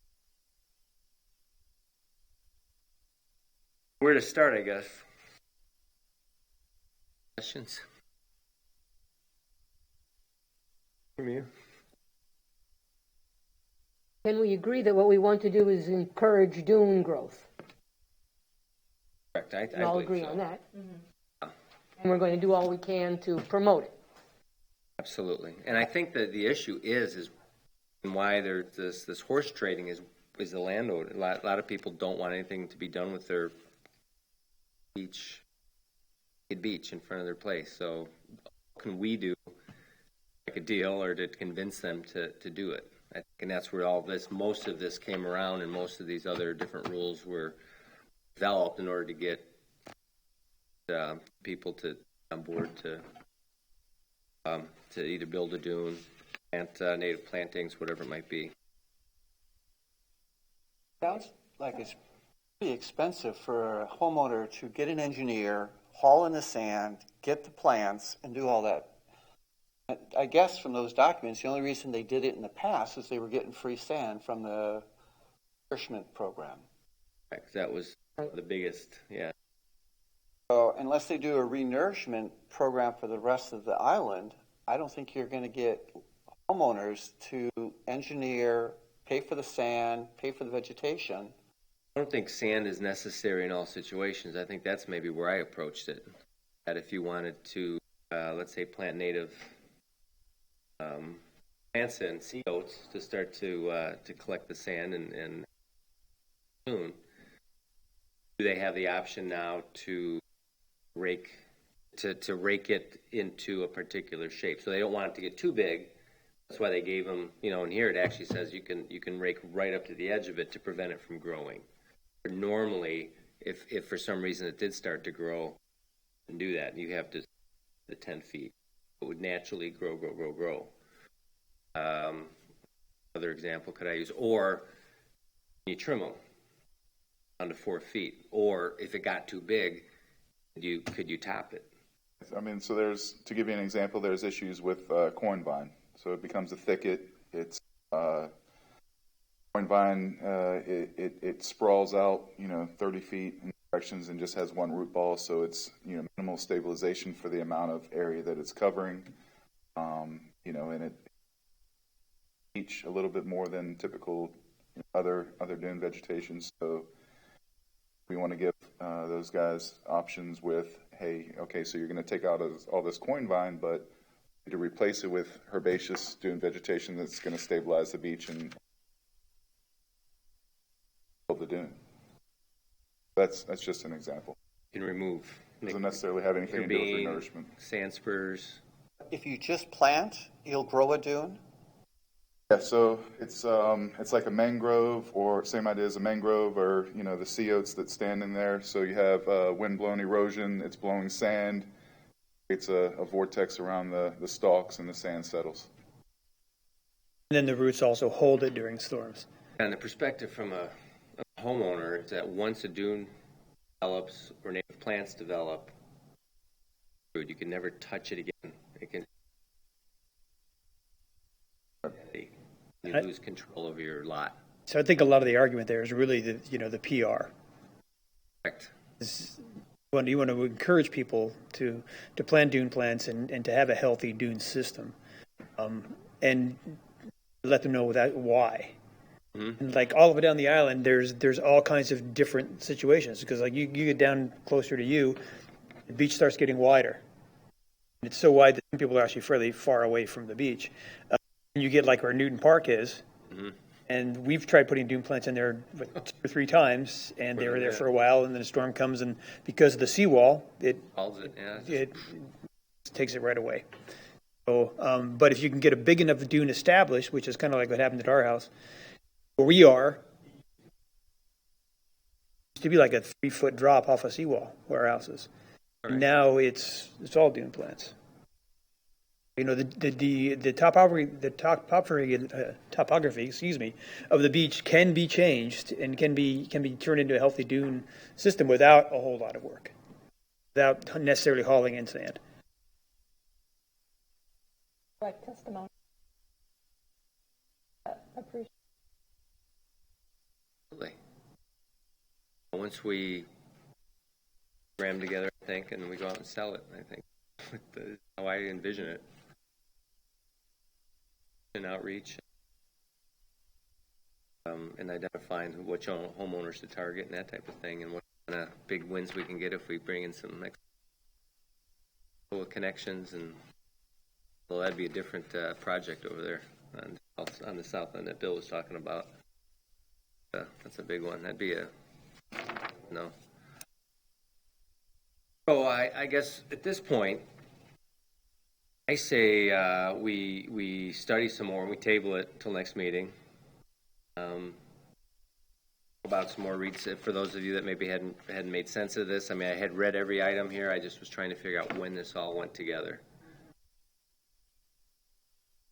Based on Bill said that he actually had all but one owner, Renourishment, that actually did sign up and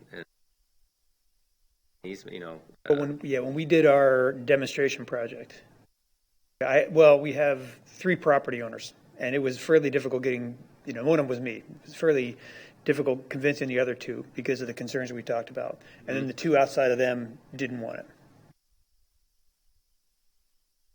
I guess as a group, I'd say we figure out what trade-offs are worth it if we can entice people to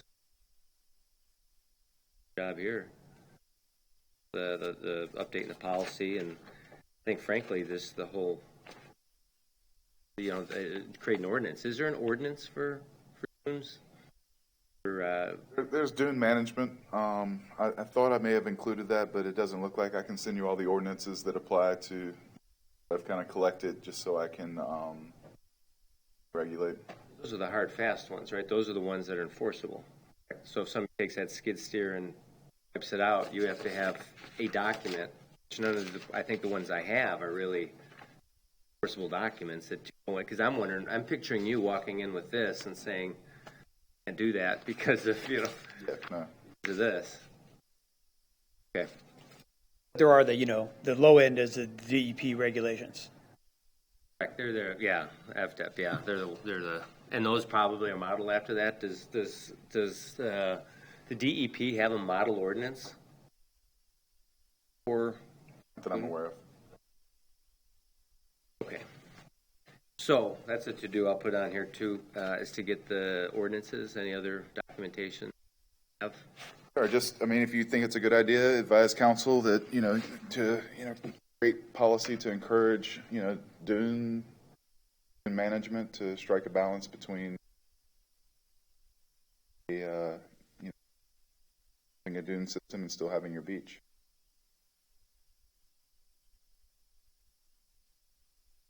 You're suggesting we need to talk to council before we even... No, if you feel like there's more research, I get it. There's a lot of stuff to chew on here, and if you want to ask me questions, now in the next meeting, so further educate ourselves and throw some ideas back and forth. I think that makes sense. Good time too. Let's do that. So,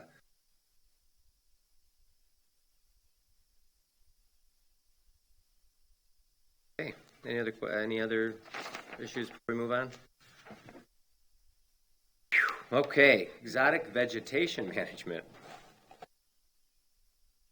I guess first, what's the scope that we're considering? Is this for inland? Is this for exotic vegetation dune management? Would you consider that to be part of our dune management? Probably, huh? Yes and no, but it can. I think it needs to be a separate item. I think what my understanding is from what I read from council was they were looking to on advisement on appropriating budget to manage exotic vegetation in Fort Myers Beach. Yeah. Last year we did a small program in the CWA, Pines, but that was a fairly small project. We have a lot of scaevola and William Pines that continue to recruit, so now they're fairly easy to cut. The more we Brazilian pepper, Mexican match. So currently we don't have any policy, any type of ordinance. I'm not sure. I think maybe one of the things is preempted by the state about saying what people can and cannot plant. Well, Sanibel's got. it's an exempt activity to remove exotic vegetation from the dune. From the dune. What about the other part of this is going and collaborating with property owners, remove the the Brazilian peppers and Correct, yeah, Australian pines. there's plenty of that around the island. And that cooperation would typically be the cost of, let's say, labor to remove a tree, dispose. You want to specify what size trees you're talking about, what size vegetation, where our priorities are, island-wide, or if it's environmental critical zone. Mentioned Sanibel. I mean, I don't think I've seen that ordinance. I know.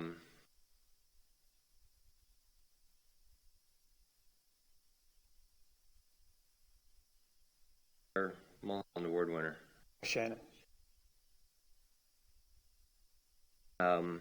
She was a real invasive species elimination proponent. We had talked about this in the past. At one of the meetings, it came up that Sanibel has a pretty rigorous ordinance for native plantings. And so, anybody familiar with that?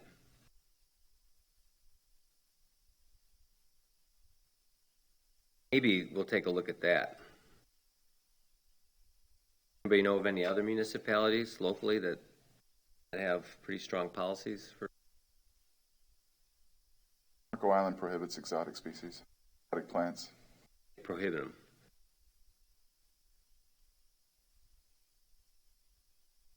Has it always been that way? That's the question. How do you get from where we're at to actually prohibiting it? By ordinance. I mean, what Marco Island has, and look it up, but the ordinance has been there.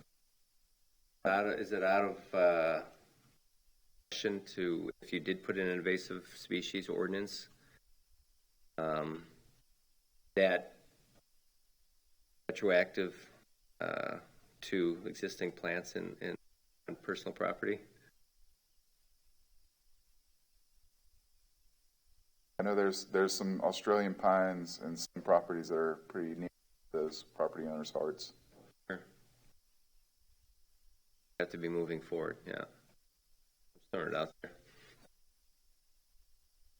Real softball, we toss it up. You guys can hit it, or you guys can back. So,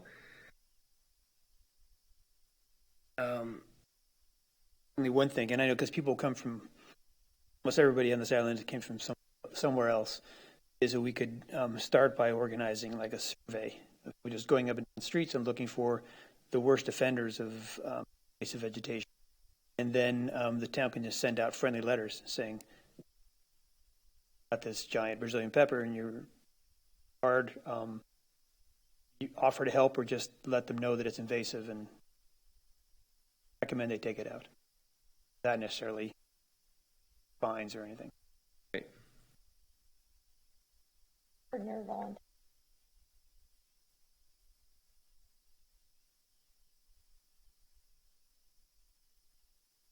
They can identify plants. You're talking about the garden club? Or are you talking about the master gardens? Right, okay.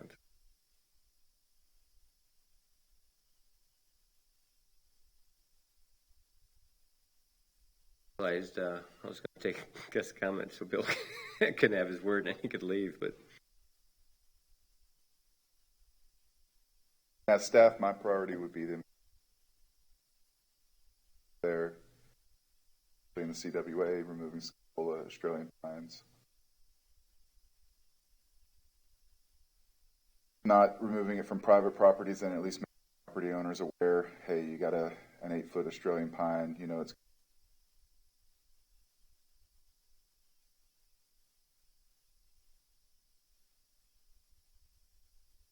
But it feels like if we could go to find it's linking back. Partner, I mean, I feel like I'm not the one that made. If I got a letter that said, "Hey, I have this invasive species," my next question would be, "All right, now what do I do?"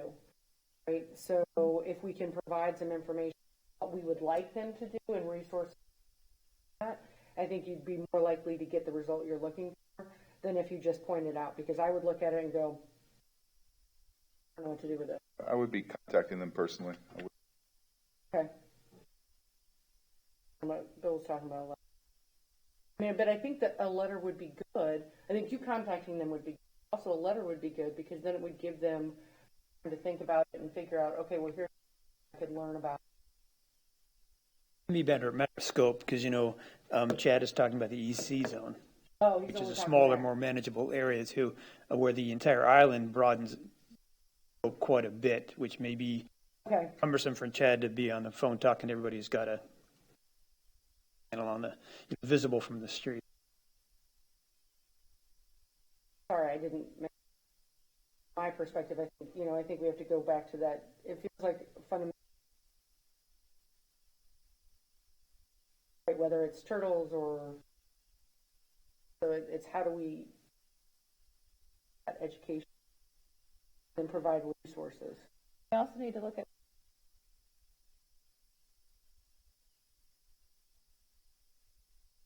Christopher, I mean, a whole lot of invasive.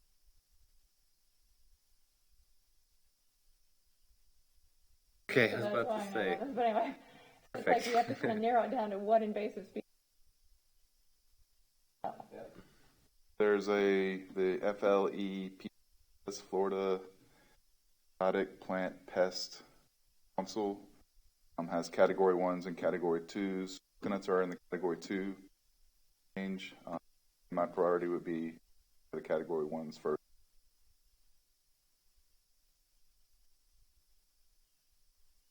Those are cat twos, I think. Yeah. Pretty good segue into the next subject here, but And you get those, those cats with high numbers, people in Florida get scared. 4, cat 5.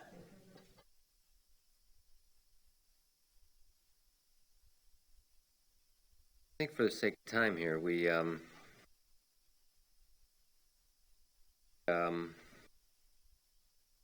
little more time researching this too.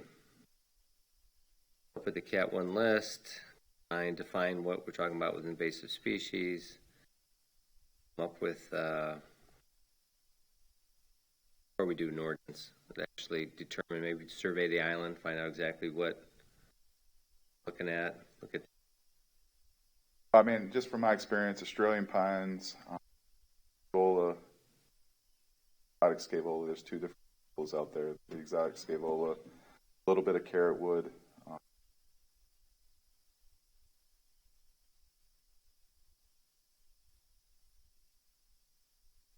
also torpedo grass that's on people, hey, this is torpedo grass. You can handle.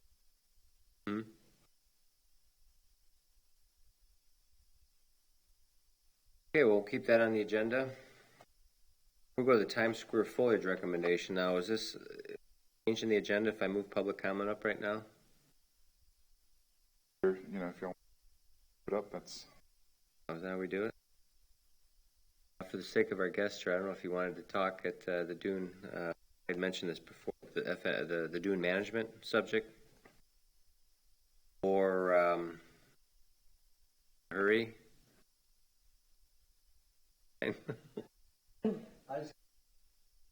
Okay. All right. So let's do that then, if Bill wants to leave. If you have more to say, a motion here to move the public comment up to right now, so Bill can say his piece on dune management. A second? Second. All right, all in favor? Aye. For the record, Bill Perry. It's an agreement and consensus that you're all for frontal dunes. North of the pier, yes, that was all put together as part of that renourishment project. It was a great success. As far as the coastal construction line where the state lands start and the private property ends, you notice up north of the pier, take a walk up there, dunes are out from the properties. We put the vegetation on that line. We wanted to have the turtle nesting zone and the state lands seaward of the dune. Behind the dune, property owners can pull their chaise lounges, paraphernalia that are encumbrances during turtle season behind the dune. There, and that gives them that area that's like their property, not in the turtle nest. To touch on that, the other thing is those rules that are in that permit, they were accepted by the DEP, and if the MRF puts together those rules, comes up with a good plan for the whole island, the DEP should accept it, as long as we're creating dunes. Dunes are not the problem.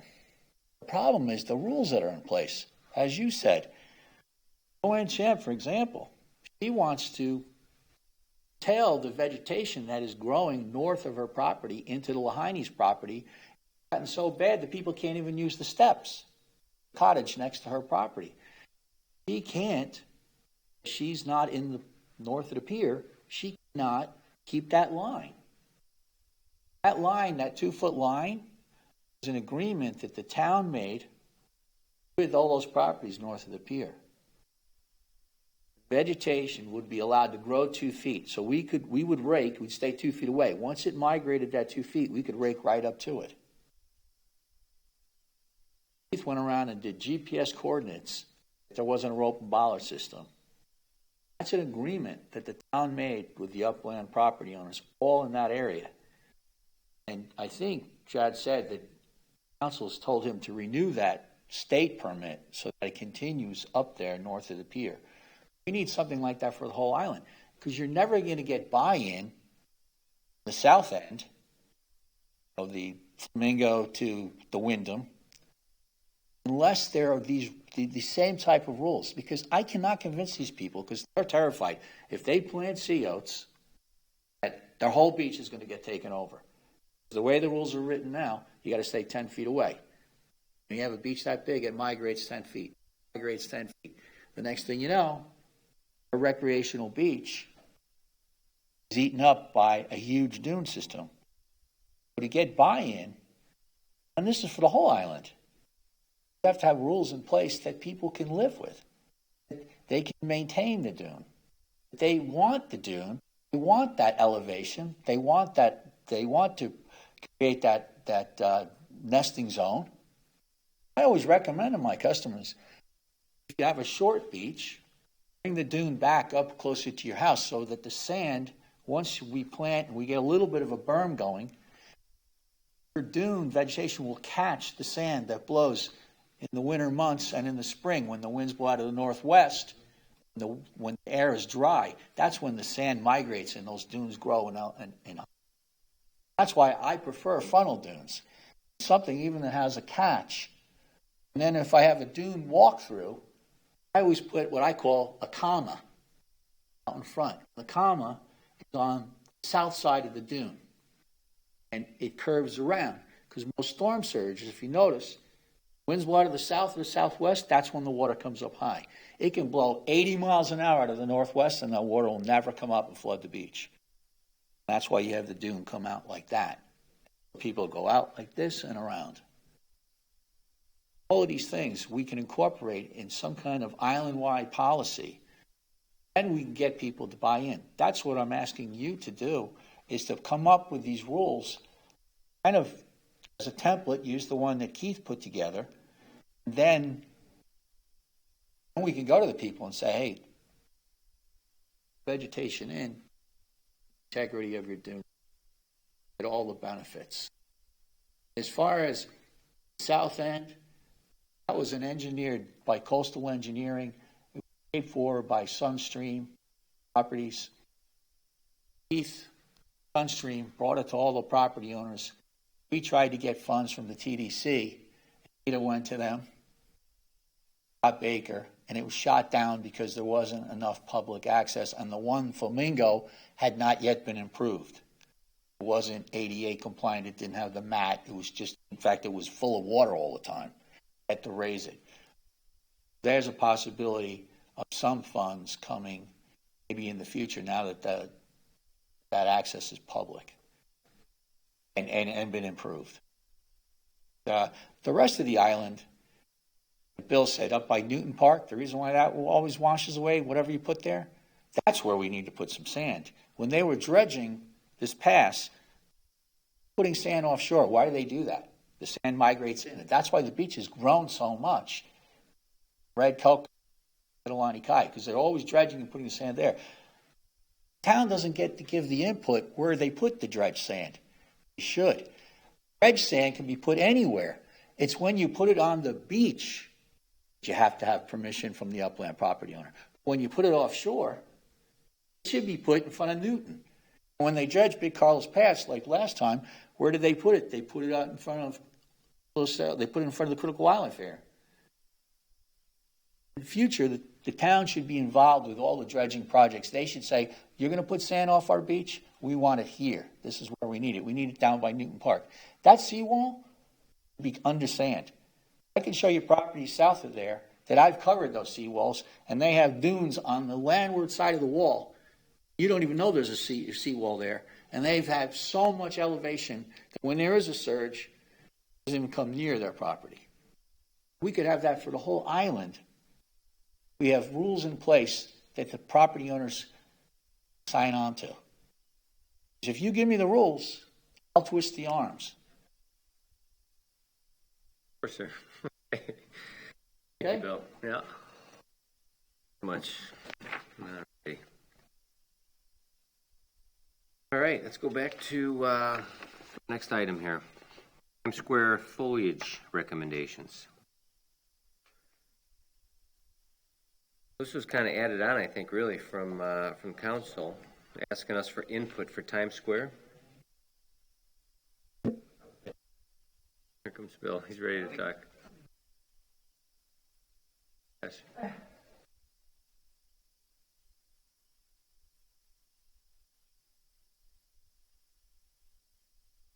I gotcha. Okay. I'm going to just open this up.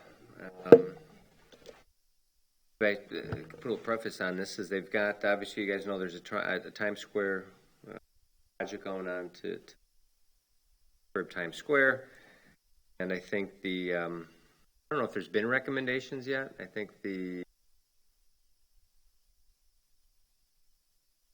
pre-building sketches showed coconut palms or palms down the length of the Times Square.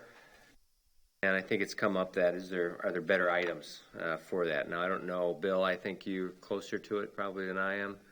Yeah, the original design had coconut palms, which are iconic, but of course invasive. that too accordingly, apparently. Yeah. Exotic, not necessarily invasive. Exotic. Then the go-to is usually the sable palms, but they don't have quite the magic, and they're pretty messy. I did talk to an arborist about it, and he recommended, you can try to get some of the live oaks or sea grapes or something like that in place. They're not quite as iconic, but maybe you can shape them. There is going to be shade anyway where the seating areas are. So it's mostly, I think, there are some sections where, maybe even a big, I prefer the idea of a big iconic tree.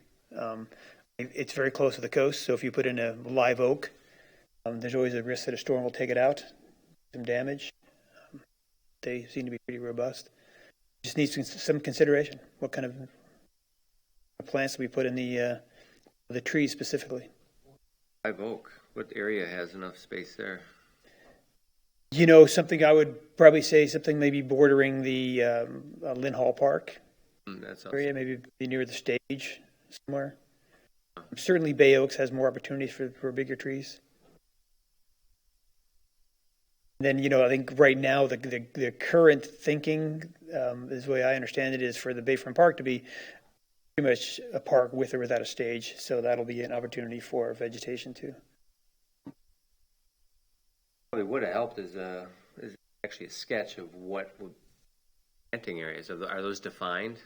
Are we at the 60% planning stage for Times Square? I'm not. They're getting there.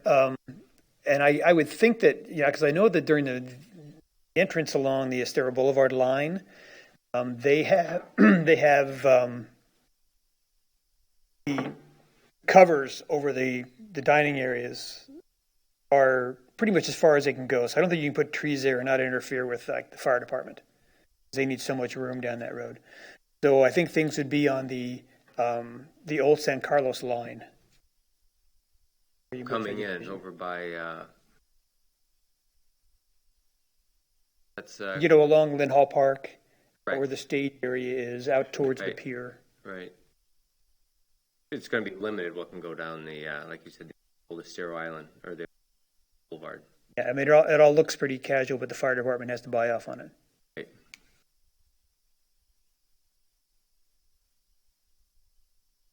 Fan of live oaks, I can tell you. And the shade it affords you, and recommend any. I don't know if you know, but we have a master gardener in the making here. For the Well, on Estero Boulevard coming and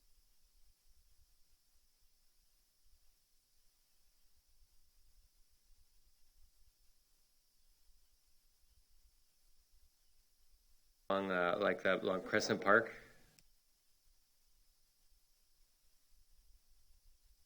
Right, so there's two entrances. One is I would call it the Estero Boulevard, where you come in by Top of Mast or Sunset Hill, and then the other one's off of. but I see many big anyway, but Can't think of what trees are there now. Those are coconut palms along. Tables.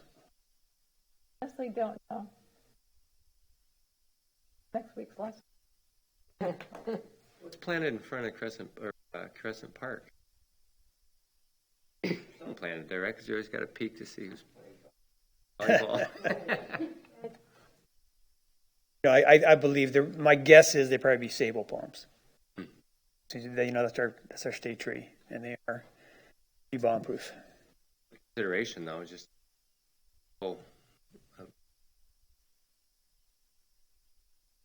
Chairman, I had asked our Public Works Director about this item as well, because she's been a lot more involved than I have, and she did suggest, I believe on the 19th council meeting of this month, there's going to be a presentation.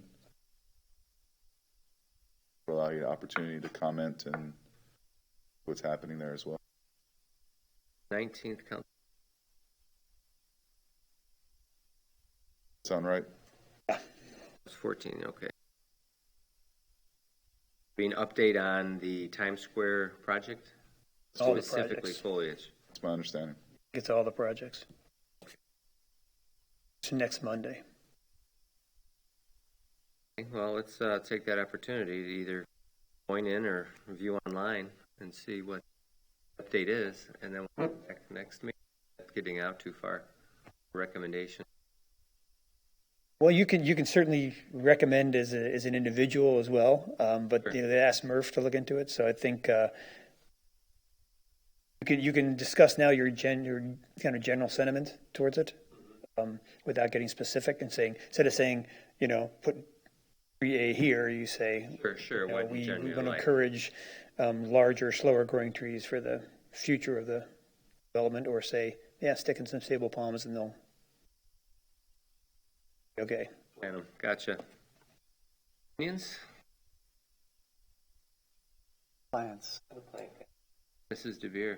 My wife says dig a hole, and I say how deep. We say, are you sure? Don't make me move it. The native plant,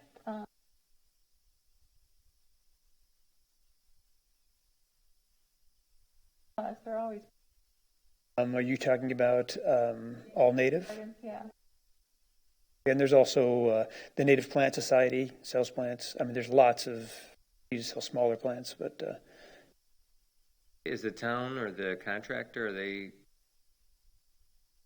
do they have an expert or I don't know if they have a consulting arborist. We could get one if we really wanted to. I would agree with you that coconut palms don't. That's period. Plus they're native. In regards to the danger, I also asked the public works director about that. She says we do have a bucket truck, and we do.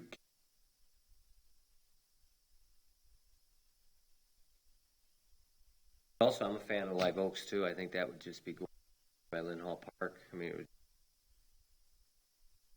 there an easement there with the county, or is that planted? I mean, I think they have some. They might have some vegetation. would that All be vegetation. I mean, is that an option to say, okay, well, we have this portion of it, and Lynn Hall Park starts here, and we have this buffer zone for each of the areas. Let's find something here, and if you had a couple of palms there, you take it out, we'll put live oaks there. Yeah, we could. I mean, you can always have a discussion with the county. You don't want to. I think probably regardless, you don't want to have like a live oak that's spreading around the county side. You're going to, cut it off at the property line or something like that. Rose? No, I'm thinking it's got to be something long-lasting. And I think we need some help. I think we need the Native Plant Society or... Professional, yeah. Yeah, the master gardeners and... Yeah, we need some recommendations. I don't know that live oaks so close to the salt water are going to be okay, Steve, are they? But I would like that answered. Yeah. Well, shade, I think, would be. That's the thing about sea grapes. I mean, we know that the closer they get to the water, the more they dwarf. But they can grow pretty big. But more like a ice here and bush. I mean, how would you describe their mass? If you looked at them, sometimes you see some that are. Yeah, You don't even know they're sea grapes until you look up and go, oh, that's a sea grape. Again, I don't know. That may be too close to the water. I know someone who had some regional knowledge. We have a better idea. And you said you did consult with one of your arborist friends?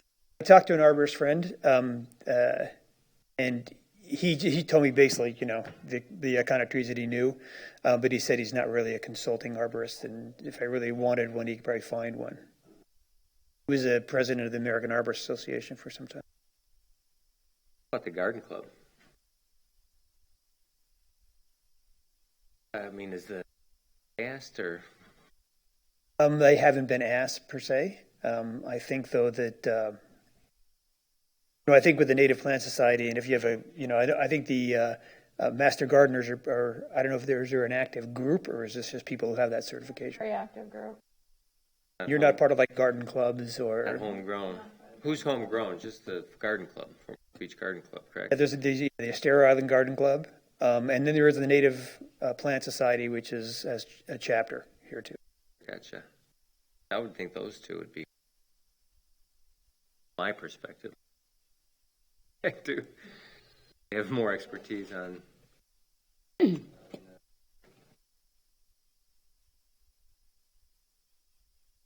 So, I guess that being said, I don't. Does anybody have any strong recommendations they'd like to leave with our liaison here that he could bring up during the 19th meeting? Or I would suggest that if you had a recommendation, maybe you go and see what they're presented and input at the public comment after. Good. Yes. Okay. That mark too. All right, the Good Citizen Award. Thank you, Ethan Murphy. Anybody have a candidate? I do. That was a long silence. Raise the roof. I'm trying to find her information with me. I have one too. Okay, so full-time resident, 25 years. She has been riding her bike on the beach every day, and she stops and picks up the little pieces of garbage that maybe the town or others don't see. Cigarette butts, bottle caps, things like that. She also picks up larger things. And so for 25 years, every day she's been doing this, and that, I think, after the reason she does it is she's blessed to have lived on this island for so long, and it's her duty. She loves this island. Roughly 25 years, over 9,000 days of being on garbage. So, and what's her name? Her name is Betty Thompson. Thompson. And I got a Provide picture, photo, a too? really cute picture of her bike. Okay. Excellent. There's one. Anybody else? I had one. I thought maybe the Sandspur Club that cleaned out the south end of the island. I don't know if who that would actually be, since it was Ed's idea. And he rounded up, I think, Brad, right, with the. Right, probably because I know that in the past we've resisted both with the Mulholland and with the Murphy Award is giving it to employees of the town, which I appreciate, really do, what Keith Lackaman did. But I think that pretty much to say, well, they're doing your job is not necessarily qualifying. So that would fall on Brad from Audubon. Right, and I think there was a group shot taken. I could reach out. I have some copies of the day I was there, but it was a multi-day thing. Exactly, right. So I knew there was different. I mean, we got there a little bit late, so I know we had a photo shoot. Was there any group that came in mass, like a high school class or something? There was an FGCU group, I think, that came in.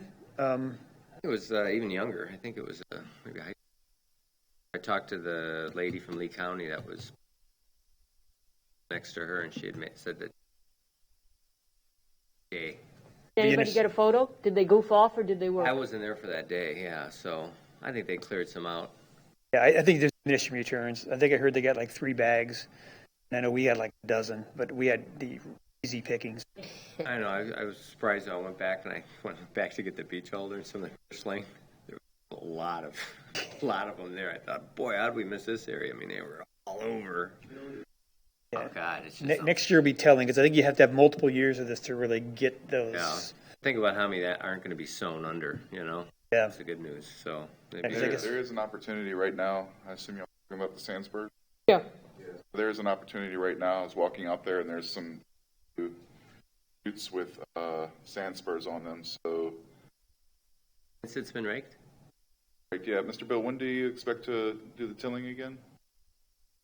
All right. There's going to be 3 more tilling events, and obviously the seeds that are still around are going to spot. So we'll some opportunities to. The new shoots already have seeds on them? Yeah, they come up. Colonizers. Okay, so that's my recommendation. I guess it would be, Brad would be the guy that would get the kudos, and somebody else we can identify, I suppose. Yeah, we can open up to the broader thing. And the one thing that I noticed, and I don't have a name on it, but there's a beachfront property owner around, kind of just north of Newton Park, that has a sign up for the dunes, and they have a bunch of railroad vines running towards the beach. I don't know who it is, but if we're, that might be a good one to think about if not now, then if we're pushing dune vegetation, then that's an example of someone who's doing it right. That's quite in the bank, but in the Because we don't have a deposit name. envelope. Got one in the deposit envelope, so we've got two to choose from. Got Betty Thompson, Betty Thompson, right. 5 years. Betty Thompson. Well, either way, the one that doesn't doesn't go in, the other one we bank. So I don't think we have any in the bank. I know. Pulled my last bank. We used the. Oh, did we use the? Yeah, we used the Michigan saver lady. They saved the Nighthawk. I think so. I know this last one was the Horaces with the speed zone. I assume that was in today's paper, haven't Yeah, we? that's in today's. In the bank. You've got notes, let me know. We can go. Yeah, well, yeah. It's always the pressure as chairman without a Murphy. You have to have one in the bank. So that's a lot of stress. I learned to like that bank a lot. So we have Betty Thompson, and we have the Brad Corral, I think his name is. So Had an individual with a picture for a while. And a Fort Myers Beach resident. Right, and 25 years of stewardship is a lot. I mean, I think we need an individual. I nominate.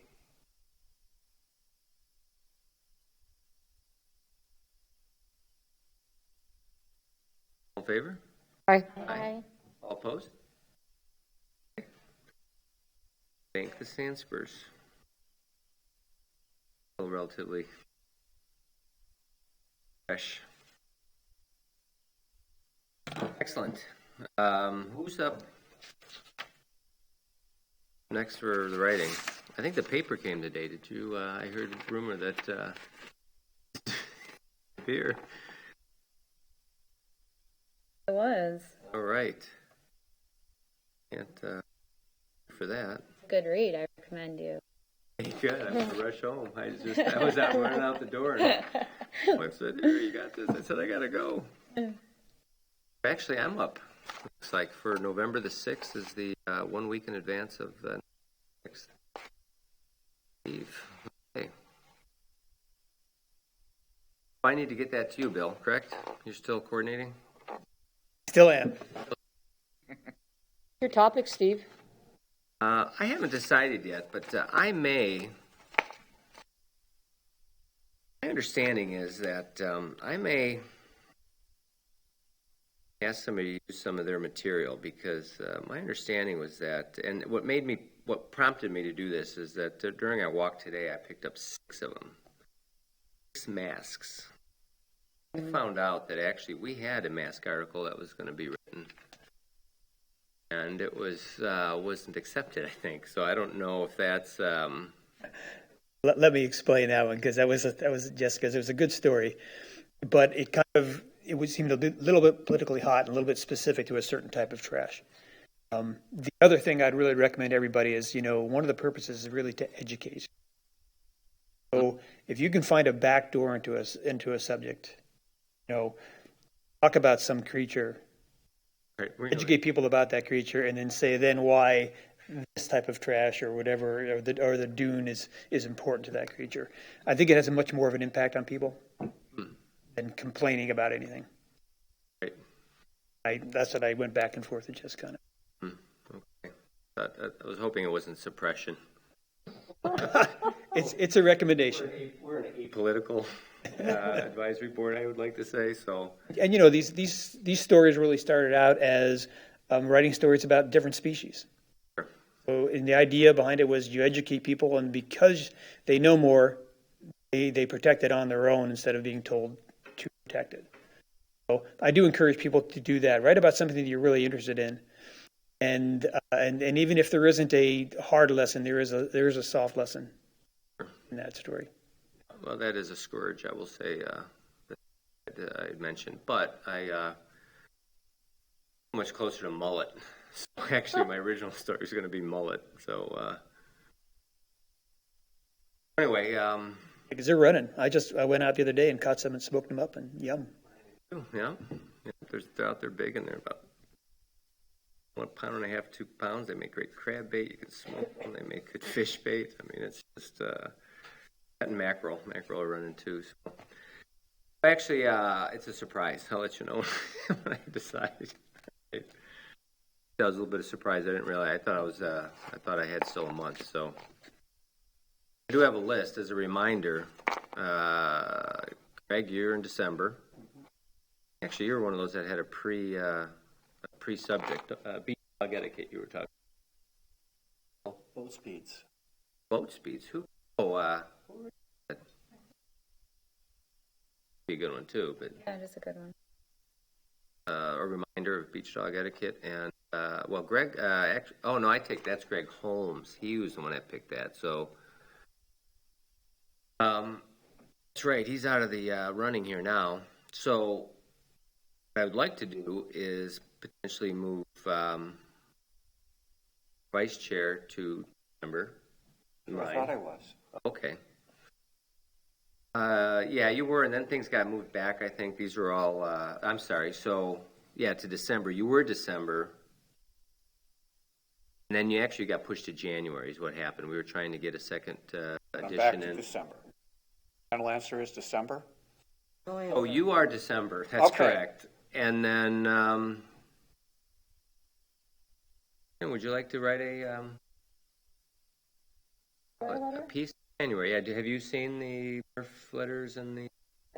Yeah. Or line spotlight, they call it. Yeah, okay, perfect. Would you like to do that for the January edition?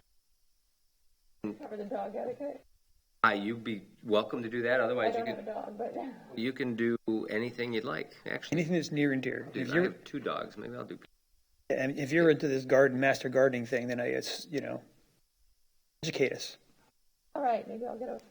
So you have plenty of time to decide. Let me make some notes here. Between 600 and 800 Boat words. speeds, usually. correct. Okay. Speeds, and then we've got. Dune vegetation. But anything, Yeah, you really can do anything that you want, too. but educate Absolutely. is good. Actually, there's a lot to write about. Yeah. Okay. On vegetation. I'm an amateur entomologist. There's bugs. Lucky you. Okay. Excellent. And I think in closing, no, members' reports. I am some reports. So, here, anything, reports, any? No reports at this time. Awesome. I'm disappointed that we're not going to do derelict boats and pump outs. I'd like to know, is the Anchorage Committee do the full island or just the mooring balls area? Because if they're only doing the mooring ball area, that's not going to help the pump outs for all the other boats. So if they're just going to do their area, I think we should continue. I would say this. I looked into their into what the scope of their responsibility originally is, and it is the Anchorage. It is the mooring field. They also had, Rexan was pretty firm that they have. Actually, I saw it on their agenda item. So I don't know if she put it on or it was already on their agenda item, but both items are on there. So my recommendation would be to actually attend their meeting I don't know. Okay. It's just, I mean, I want the whole island, I do too, absolutely. not just, I mean, the anchorage is important, but there's non-mooring ball. What I'm finding, I think that their assumed, I mean, that their assumed scope is also boating in general. So they've assumed not only the anchorage, but also boating related issues. Okay. So I think that's why they brought this in. I think too, as we know, there's certain synergy because they already interface with the departments in the town that go through and have the honey dippers and know which other boats are coming and which don't. For us, it'd be a whole learning experience to figure out what's being done when they already pretty much have those contacts, their contacts. I think as far as the boating thing, that may be true, but Murph was the one who was central to the feed through the Coon Key Channel. Sure, absolutely, yeah, and that's I would agree. I would say the derelict boats. And I mean that could be either of our purviews, but boats, I think there's some. It would belong in their group, but I would recommend that you do go and you tell them, hey, it's own wide, and also what I mean is enforcement of the are you checking them and what's also going to be on whether or not they're you're ensuring that they're not pumping. So it's the third Wednesday of every month at 9 a.m.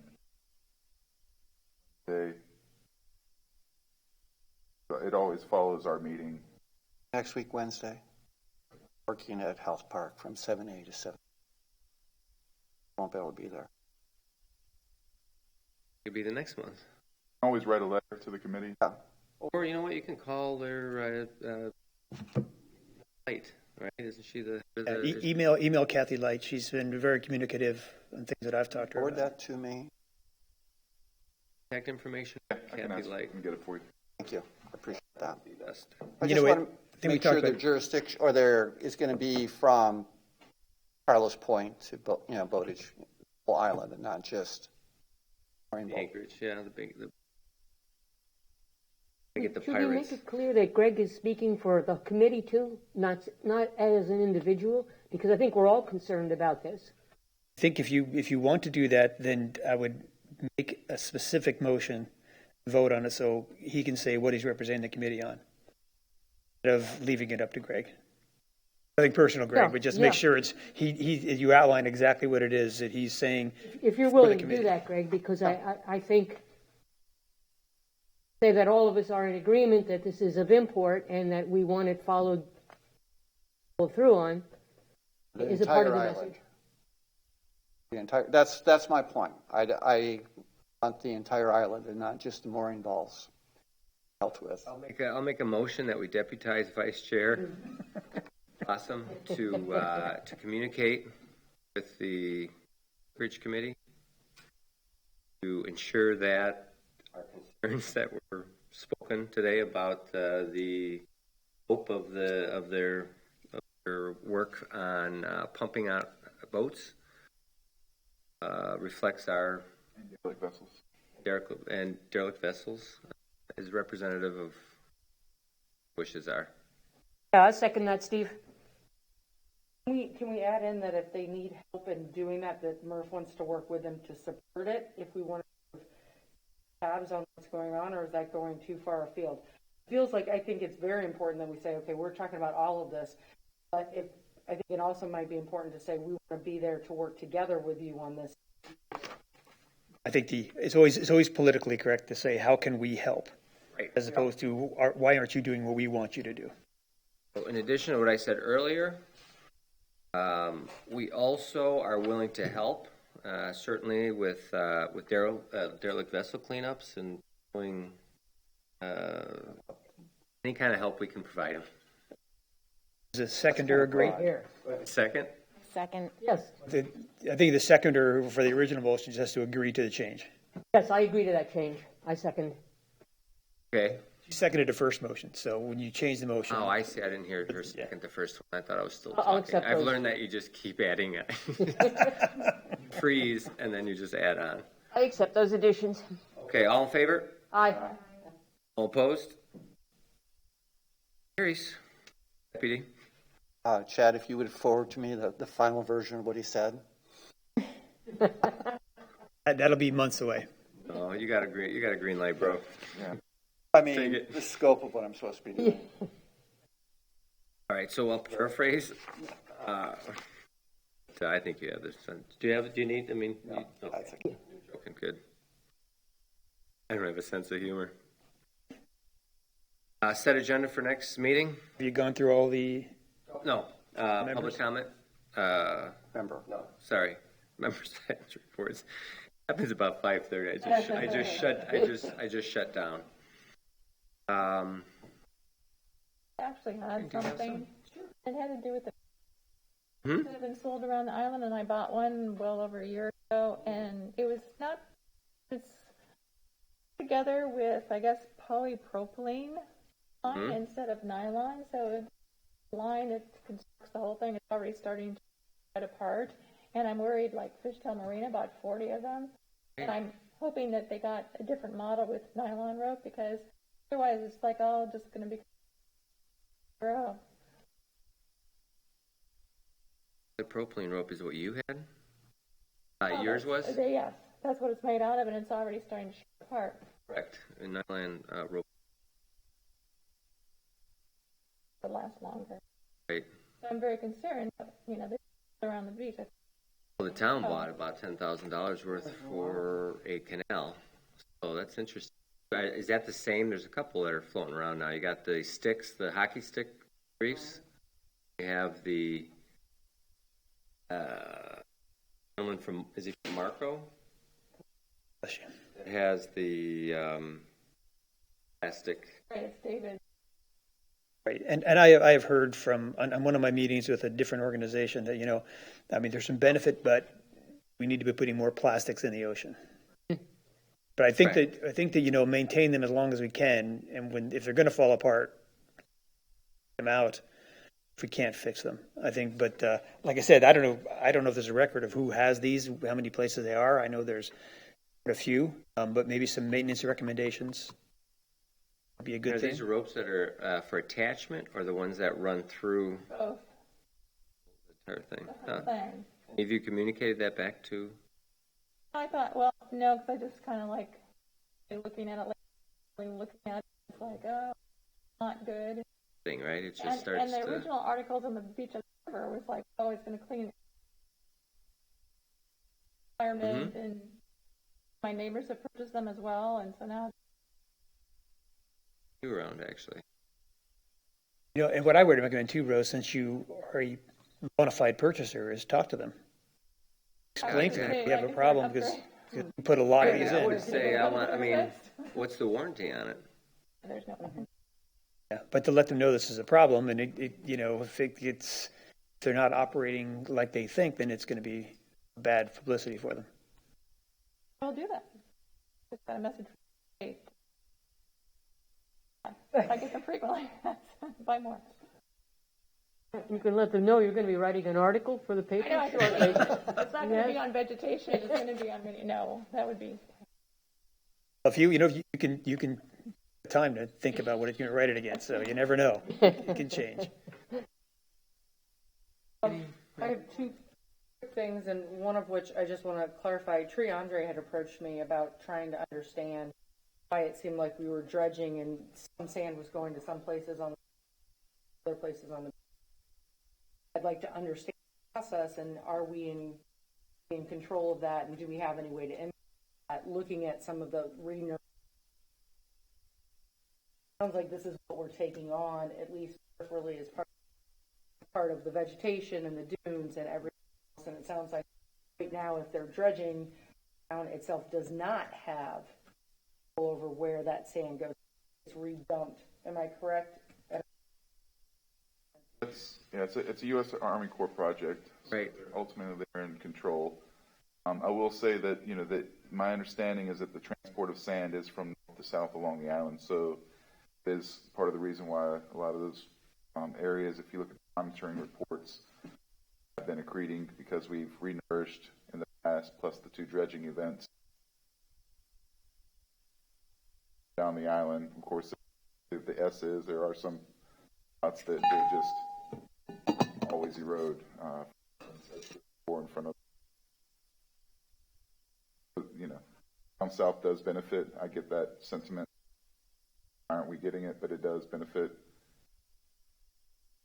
Understanding, I mean, from out in the Gulf, is that the discharge pipes are right off of Diamond Head almost, right? Is that where? Yeah, tell you, it's a lot I think that's where shallower I took right the there now. pictures today, and yeah.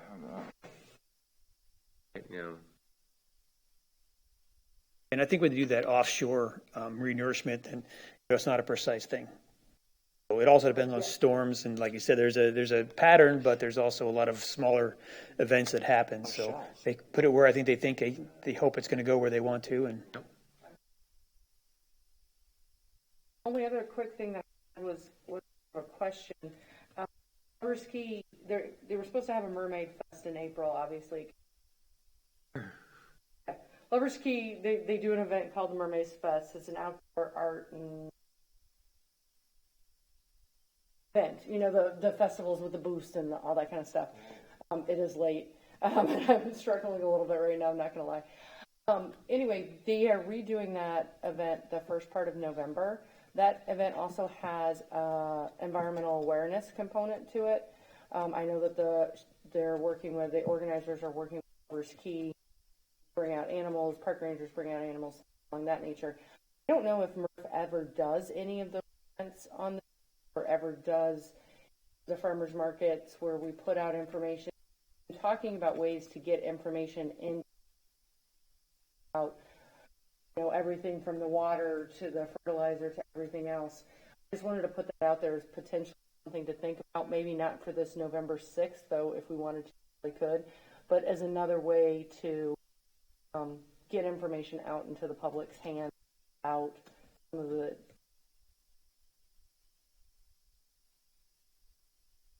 well, I think Murph does possess a banner and maybe a tent, one of those gazebo things. I have a This one, the Murph banner, like it's already on it. Okay. It's of course the Old Town logo, but they have some things, those kind of outreach programs. So maybe, put it at the end of our long list of things to do. Or to work with the town as we talk about, PR piece, getting that information. Some of those events are fun and it's easy to set up volunteers to be there to at least talk about town, what we're doing, and bring some awareness.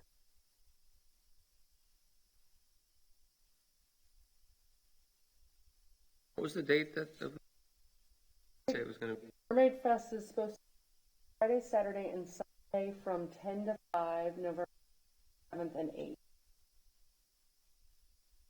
That maybe also the farmers. That's what I was thinking, the farmers markets, yeah. Any of those events that, there's a couple of boat show. Wasn't there a boat show and flea market that was a fundraiser for somebody? I forget. One that's down by Lover's Key in that open. Oh, yeah, right, yeah. You know what I mean? So there's these things that happen during season. Everybody's there. Right? If we have a booth set up, it's an opportunity to bring awareness to the bags. Right? It's an opportunity to bring awareness to what we're doing in a different venue. The farmers markets are great. I actually talked to them the other day about something else, and they're willing to do, a month we could do every month, have a tent the first part of January. And January would be good because we would get all those seasonal people that are back. The messages. Pretty good. Thank you, Renee. That's Rose. Let's. The sea turtles on our beach are at a standstill, but we are still asking people to follow the regulations as far as lighting goes, because there are some outlying islands that still have hatchlings that are coming out, and we don't want them to be disoriented. But we don't have the final statistics. I can just tell you that it was a good year. We had 132 nests. Final statistics will be coming out maybe for the next. So be well. For me, I have actually on that note, one thing I considered adding as an addition to on our list is to look into policies on dark skies here on the island. I think there's county-wide. I think they're going to replace all the lighting throughout the entire county, and I'm not sure. Obviously, we have a lighting project going on here with the town, but also what's place for streets and businesses and that aren't necessarily directly on the beachfront. Meaning, is there something to prevent high-powered LED lights from going up and just kind of ruining our night skies and preventing us from seeing stars? And look from those satellite views are just so telling at night, where you see the whole east coast of Florida is just as bright as can be, all the way from Miami straight up to West Palm or whatever. And you can see on the west coast, it's much better, but I think there's a chance it'll just get a lot brighter and kind of like the stars at night. So I think also I've had a couple neighbors known I'm in Murph have complained to me a little bit about the other neighbors' lighting, and that just the intent. It's LEDs. It's just so bright, and it's not even necessarily focused on on them, but we're having wars across the canal now. It's going down the hallway and into my room. I can't see it, and I don't want to close my door. You're 87 years old. You need your sleep, So I talked to the other neighbor for her. Anyway, I thought, that's. Is anybody familiar with the Dark Skies and what the organization actually? When I lived in California, that was big issue. So anyway, that's a consideration. I know we have a lot to talk about, but since we took a couple off, I thought I'd start to put some on. That's it for me. Well, I have, don't mind. Even though it's a hot topic, you may or may not be writing about the masks, litter. I think it should be a future discussion that we all have. I don't think we should turn. I have counted up to 20 and walk through Times Square and come back on the beach. So I believe that we need to have a discussion on somehow how we can, or the restaurants, ask the restaurants to put a garbage can or basically a biohazardous Technically, it's infectious waste, right? Something so I would like to see us all have a discussion. It's a global issue, and ask my committee together and come up with some Effective ideas, to eliminate it, because actually without the complaining, of course. Right. If you want the tie-in that Bill was talking about, walk our dog every morning on the beach, pretty much every morning and as soon as she smells one of them, it is a pain to get her redirected. Now she's a puppy and she's full of energy anyway, but she runs towards her. But that would be one tie-in, is the fact that when we're talking about dog etiquette, and that's a problem for dog owners too, because if you're not paying attention and a hold of it. That goes also to say a child that's just running on the beach and picks it up because it's something a child would do, pick up anything on the beach. And you don't see it right away, and the child puts it around its mouth, that's biohazardous waste that we are now have on our beaches. So I believe it's a serious conversation we all need. Also littering and potentially killing wildlife. Sure, there's a lot in lots seem good. So let's one thing you can always do is write letters to the editor of the store. They'll publish it. Too, though. There's no way to be necessarily a detailed story, but if you have something to say, they'll probably, will publish it. All right. Set the agenda for next meeting. Telling me. All right, so the ordinance, that's on hiatus for a couple of months. Utilize ordinance education. We hope maybe the PIO will be here next month. We can maybe see what we can do for that. I guess maybe we'll leave it on there. We can get an update. Is that, well, yeah. I mean, it shouldn't be as long as it should be today. FMB due management stays. Aquatic vegetation management stays. I think we have some follow-up there. Square foliage recommendations. We can strike that, or is that? Shall we leave it there just as a follow-up to the meeting? And let's leave it on. Let's leave it on. And any additions? You know what? I think that's probably enough. I think so. All right. One thing I am working on, Chair, is there's a little patch that I believe is the town right-of-way, which is out by the Whale, by Palermo and Primo, which is just rock. We had a recent kind of triumph that there's this little butterfly called the Atala butterfly, and it was limited to a range on the other coast. And its host plant is the Kunti, and the reason why its numbers are so low is because pioneers pretty much harvested a lot of the Kuntis for starch. But now we have the butterfly on our island, and I think the primary driver is all the Kunti and stuff they planted in the mound house. And so in that little patch, I'm working with the town, but I'll give permission to the council. I want to get that planted with maybe some butterfly attracting natives, make it into something good to look at instead of just the rock that it is now. Great idea, Bill. Yours or Randy's? Say you're a councilman, you just make it happen, don't you? I'm working with the town first, but Okay. the staff. Perfect. An easy. So to do is to go look at that, huh?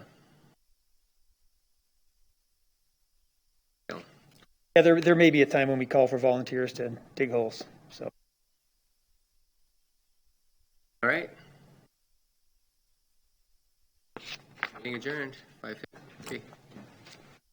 Brutal one. I need a motion for that. Promise won't be that We long. need a motion to adjourn. I second that motion. Okay. Oh, do I make a motion to adjourn? Motion to adjourn. Second. All in favor? Aye.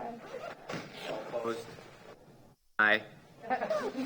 Thank you so much, Chair. I know it was. You can always